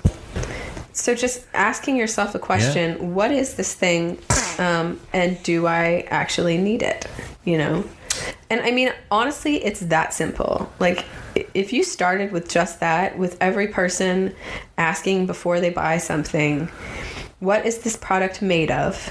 Like, literally, what is it made? Where did it come from in nature? Right. Like, not like... I mean, I don't think that the majority of people even understand what plastic is, or understand how... The chemicals that are in there, what? It's oil, it's petrochemical, it's petroleum. Petroleum. Right. But, like, I don't think people understand that. The plastic is oil. Right. And I don't think that anybody has even... that a lot of people have a good understanding of the scope of its uses in your everyday life. Right. And the things that concern me a lot are the cosmetic products and the things that go into the water supply that are ruining our oceans. Yeah. The microbeads. Well, that and a lot of people, you get cancer and shit. Yeah. From shit that's in plastic. Right. They'll be like, I was gonna get my daughter some shoes, like, I don't know, 6 months ago, or some slippers or some shit. And then, like, it has this big warning on it. It says, like, chemicals in this shoes are known by the state of California to cause cancer. And I'm like, and they're children's shoes. Right. I'm like, no, okay, I'm not gonna buy those. And then, like, everything that was there said that on it. Right.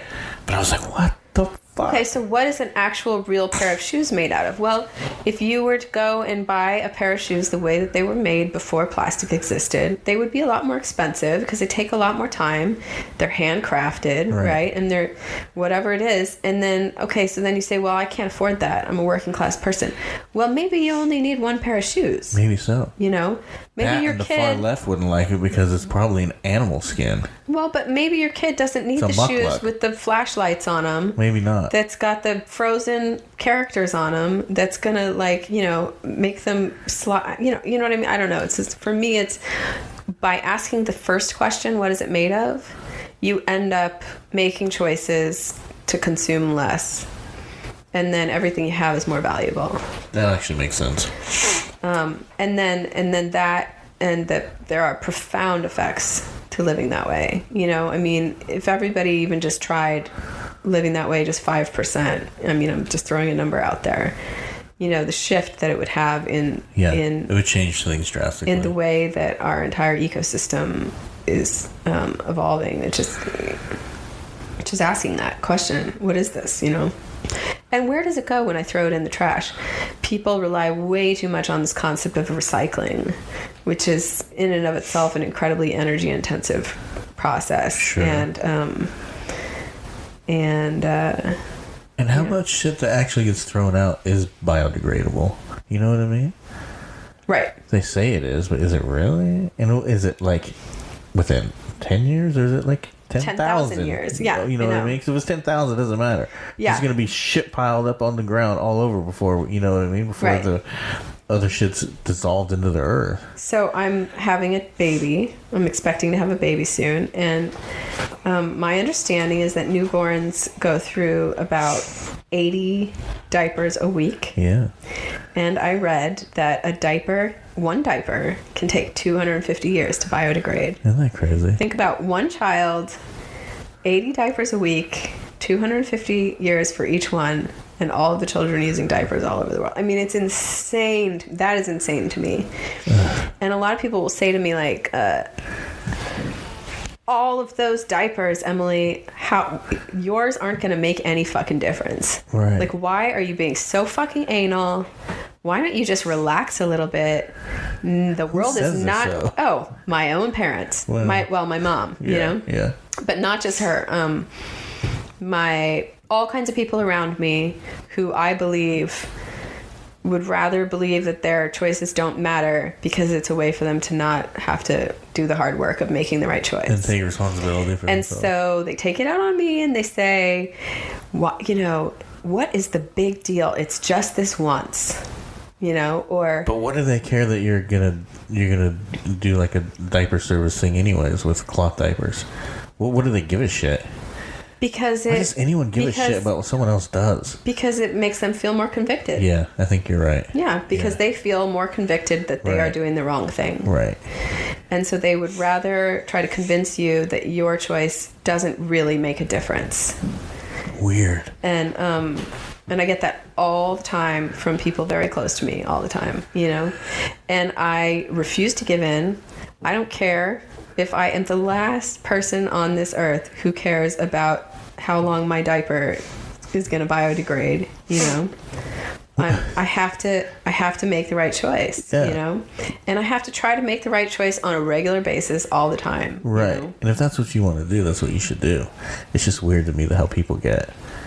But it comes back to them. It always comes back to them. Projection. Yeah, it's so much projection. Yeah. I mean, and it has nothing to do with you. And because because I have kind of developed such a disciplined approach to consumption, and it's so sort of antithetical to the ethos of modern American life. It stands out, and people project. Yeah. They fucking project. And I am not a person who's going around saying, you know, you should be doing this or you should be doing that. I'm not. But people just... You're just like, oh, hey, this is how I'm going to do this? Yeah. Yeah. And then they just are like... Basically, they just tell me to relax. It's like, oh my God, why can't you just relax? It's not about relaxing. It's about going to sleep at night knowing that I've made the right choices. Right. That's what I want to do. Leave me alone. Yeah. But especially with the baby, I'm already getting so much projection from people who just like, I guess you were there the other night when I was kind of defensive about it because I've been getting it a lot where it's just like, I don't need all this stuff, you know? Everyone's like, well, you're gonna need so much stuff. I didn't hear that. I was not. Oh, well, I've been getting it a lot, you know? Just from family. You know, you just, how do you expect to do this without a car? Well, the way that every woman did it for the last gazillion years, 100 years before cars were invented 100 years ago. Right. I'm going to do it that way. You know. How are you going to do this without that? Yeah. Well, people rely so much on technology and having everything done for them. Well, just all the things that they bought that I'm not going to buy. You know, I don't know. It's just, I'm surprised you haven't got into hunting your own food. Well, tell me you haven't thought of it. Hunting my own food. Yeah. I mean, I'd have to buy a gun, right? If I was going to hunt. Bow and arrow or spear or something.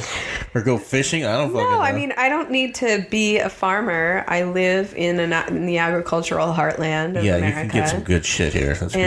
And it's a big reason why I do live here. Right. You know, we are in Sacramento. You can go to like local farmers around here and just get like half a cow.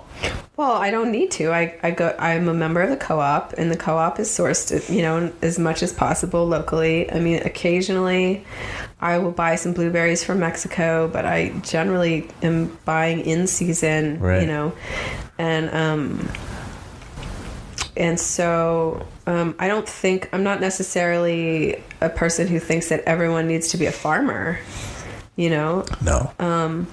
But I think if you live in a diverse community of makers, of people who are doing different things, then there'll be a farmer, and there'll be a shoemaker, and there'll be a painter. And you can all kind of work and live together and use each other for whatever you need. Yeah, and I mean, that's what traditional Main Street USA was about, and that's what plastic manufacturing has destroyed, in my opinion. I think it comes back to that. You know? That's definitely plastic. It's definitely one of the things you can put on that list. Yeah, it's just a list of things that are just making the world.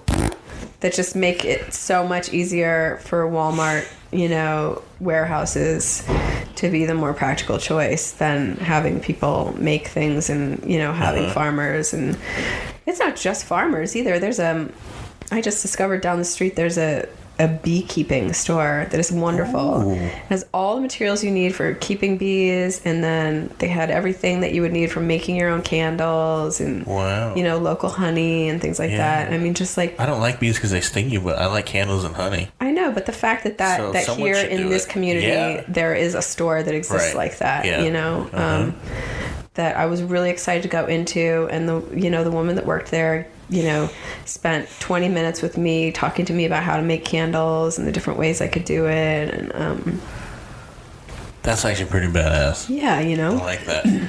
I've been watching this that Life Below Zero show. You ever seen that one? No. It's those people that follows like 4 people around who live in Alaska. Oh. And they just these guys do everything by themselves. Yeah. I mean, one guy literally built everything. His cabin. I mean, everything he has, he basically built. There's no roads. You can't get to anywhere. Everyone hunts for their own food. Yeah. It's just fascinating how these people... And they're choosing to live like this. Every single one of them chooses. One guy is literally on a lake in this little cabin that's probably half the size of this room. That he just... It looks like shit. Just built it up. And he just goes out and he hunts and he bathes in he boils some water and splashes it on himself to wash his shit. And it's just fascinating seeing people like that. And they always talk about people in the lower 48, this and that, and this. The and lower that. 48, yeah. And it's a really good show. Yeah, it's very interesting. So I guess I haven't. I mean, I certainly fantasize about that a lot, and I think a lot of people like me do, and I think you see that on TV a lot with these kind of me and a friend talk about it a lot, this kind of trend of, you know, people wanting tiny houses or, you know, these kind of, and I'm encouraged by that kind of stuff because at least for me it means that people are thinking about simplifying and consuming less. I haven't gotten to a point yet where I would really feel like, that's the life for me. I like living in a city. Yeah, I'm not either. I like but living. It's interesting to watch. I'll tell you that. Yeah, much. but I do. But I've also I've also gone into the wilderness a lot more than the average person. Right. On extended journeys. Yeah, you kind of have. On like kind You've of done your fair amount on big of exploration. Yeah, on trips that were not necessarily about just going to another place and just like checking it off my list, but were really much more about going into the wilderness and just kind of like. I'm still shocked you went to Peru and didn't do any ayahuasca. Right. That's like a fucking tourist trap, man. It is now. I don't know when you were down there. I don't think it was. It absolutely was. Yeah, as soon as you get there. Really? It's like you might it's not so bad that they're at the airport, but it's like basically you get out of the airport and it's like ayahuasca. Oh, wow. Have you come here to find your spiritual self? Oh, really? They are just, and it's like they're eating it up. The thing is that American, and not just American, Germans travel a lot too, and Europeans in general, Australians travel a lot. Yeah. But the Western tourist has infiltrated almost every place on Earth at this point, and there is a gimmick that is available in any place for the Western consumer to participate in or experience that they can take home and say was an authentic trinket or token of experience that they're going to keep with them. It's going to be a memory of a lifetime of their big exposure to some other place, when the whole thing has been crafted for has been manufactured and developed specifically to profit from that stupid American tourist. Right. And the ayahuasca trips, in my mind, were just part and parcel of that. And it was so obvious, you just get pitched. I guess if you see it like that, yeah. You get pitched on them everywhere, Yeah. And, I did go up into the jungle and worked on some farms, but I was not doing any drugs. It's kind of a turnoff. I did stay on a farm up as far north as I got that was closest to where they would do that ayahuasca stuff. It's kind of, I was just at the entrance to the Amazon, and I didn't really go deep. But I was definitely in cocaine country. Did you chew some coca leaves? A lot I did when I was trekking, because at high altitudes it really helps. Right. Yeah, but it's not it's not like being on blow. It's more like a coffee stimulant. Yeah. Yeah. Yeah. Yeah. But helps with high altitudes, and I did have altitude sickness. I was on a trek that was to Machu Picchu, but it was like a roundabout way. Right. And I pass out? I almost passed out. Jesus. Yeah, at the top. And they had to, the guide had to, everyone had to leave me behind, essentially. I was losing consciousness. But you made it up there, though? No, the last 50 meters I had to, and here's another example of like how even when you're in the wilderness, virtually everywhere has become a marketplace for tourists.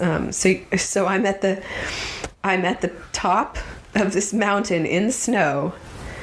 It's like icy peaks, cragged peaks, and I'm with a group of about 20 people trekking. It's a 5-day trek, and it's the second day, and we're at the top, and we're gonna round this mountain to get back down to Machu Picchu on the other side.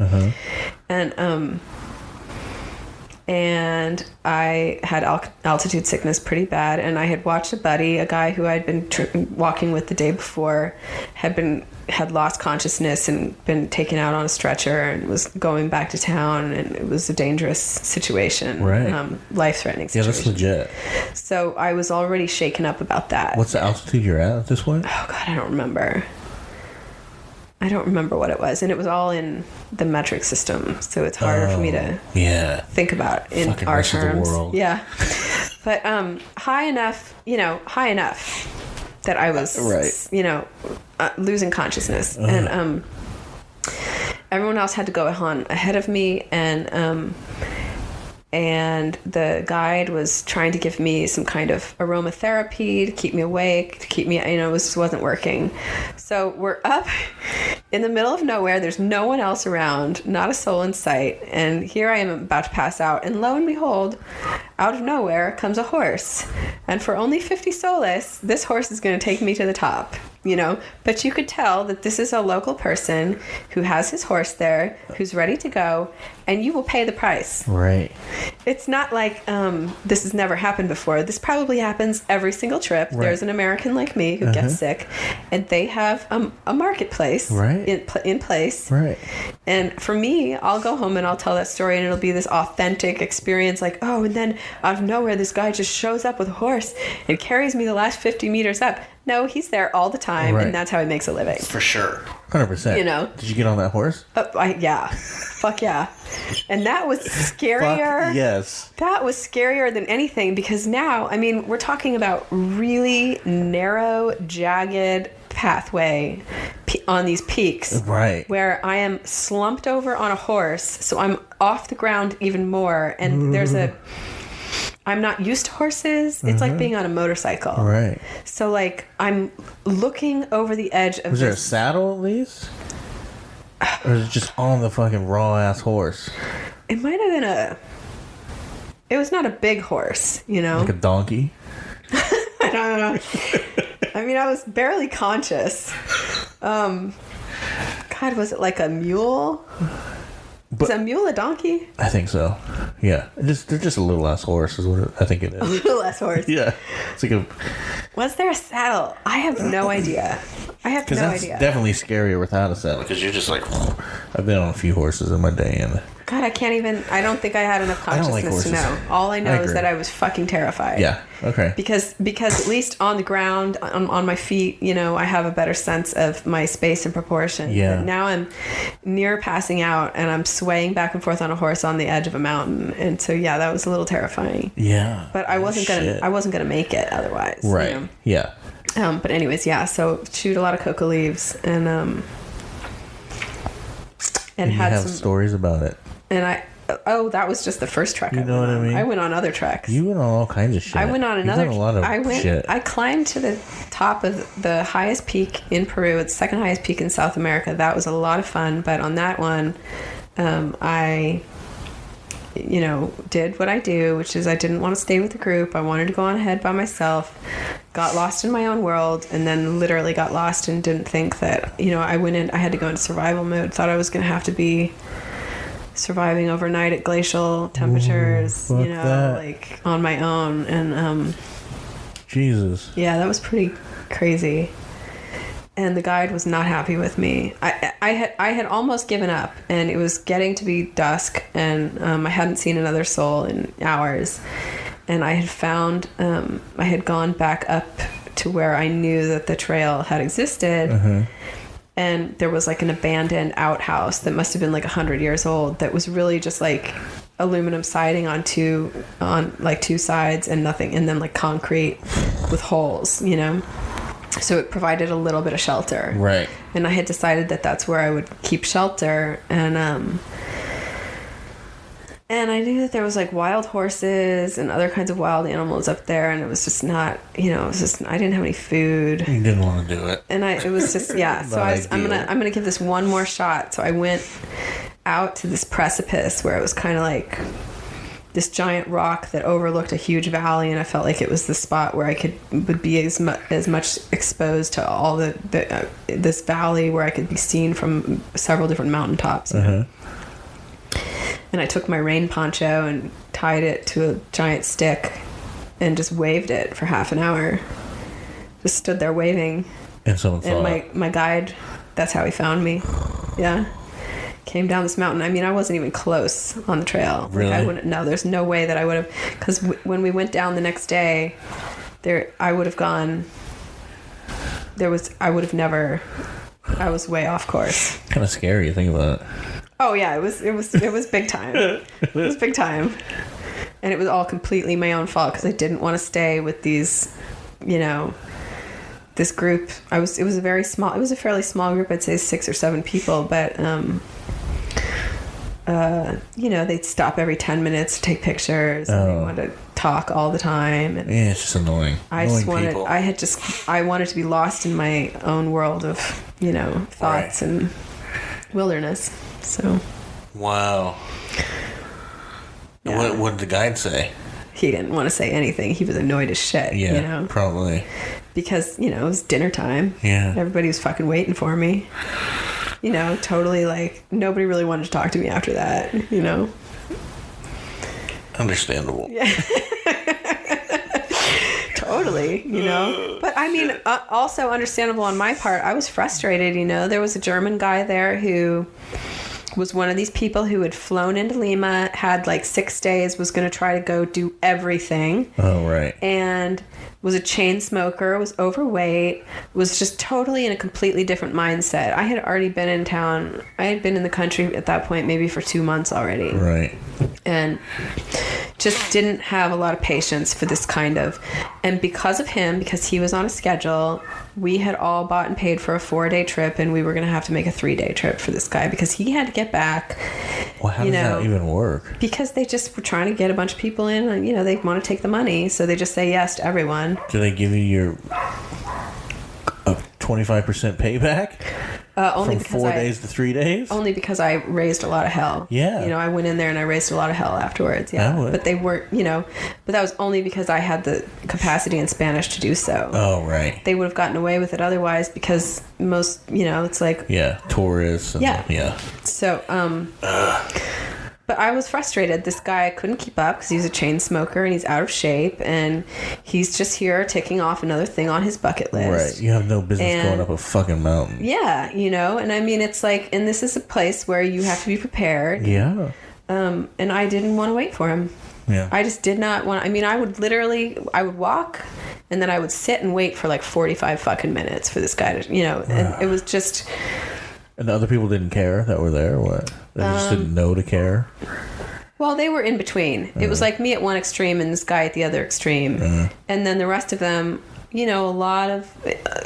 that particular group was like 4 girls in their 20s who... just more about the experience, and they're all going to become friends, and they're going to travel more together, and they're going to stay in touch, and they're having a different experience than I was having, which was me. I'm going up there and I want to like just be, be one. Yeah. With the earth. Yeah. With Gaia. With Mother Gaia. Fuck yeah. Yeah. Nothing wrong with that. We get on the next day on that trip, I'll never forget, we get up to this most gorgeous place. Where this happened, where I almost, got left, where I got lost. The logo for Paramount Pictures. Yeah. That mountain. It's there. That's a real thing. Right. And that's where we were. So we get up to this glacial peak where there's like this little glacial lake, and it's just like the most serene, most beautiful place ever. I mean, you just can't imagine being any farther away from the world, right. And just gorgeous. And everyone gets there and immediately starts posing for their yoga om picture, right? Lord. Right. Yep. Where they sit in their yoga posture and they appear as though they are meditating on, contemplations of life. Oh, Lord. And they get their picture taken from all the different angles, and it's going to be now their new Facebook picture or whatever. Right. And, and so, I let them do their thing, whatever, and I'm just sitting there. And the guide is immediately, as soon as pictures are done, we're leaving. And that was how a lot of these trips would go. Right. It would be like, okay, now get out, take your pictures. Right. When you're done taking your pictures, we're leaving. And it was like there wasn't any time built in for actually just being. Right. And if you aren't, and at one point he's like, okay, it's time to go, Emily. Like, you're not taking pictures, so. And I'm like, what? Is that what we exist to do, is just document everything? It's like we can't just be in this moment, Is this a local guy? Yeah, the guy. The guide's local. But I mean, yeah, they're Peruvian maybe, right. But I mean, I think the point is that so many people are traveling now in order to document the fact that they've traveled, rather than to actually just take something in and be open to an experience in its authentic form. Right. They've already preconceived what they want the image to look like on Facebook. Right. And they're really just going there to stage the picture. Yeah. I've asked so many people. That seems accurate. Yeah. Yeah. I mean, there was a guy that I was staying, I showed up at a hostel, and he was just beside himself because he had lost the battery to his camera. He had a really fancy Canon, DSLR, and he was from Germany, and he had like maybe 36 hours left in country, and he was going to spend the entire time looking for that battery. I mean, he was going to spend his last full day in this town, the whole day, searching for where he could find this battery. And I stopped him at one point, and I was just like, you have so little time left before you have to go home. Why don't you just let it go and just come out, He already got shots from all the other days, right? Or no? Yeah. He'd already been in there maybe a week or two or something. I don't know. But maybe he only had 48 hours in this one town, and it was like it wasn't going to be documented. Right. And he at least was honest about it. At least he was honest about the fact that like he tried to couch it in terms of being, a photographer, and everybody always wants to think that like the reason they're doing it is because they're really into the art of photography. Right. No, that is not why you're doing it. Right.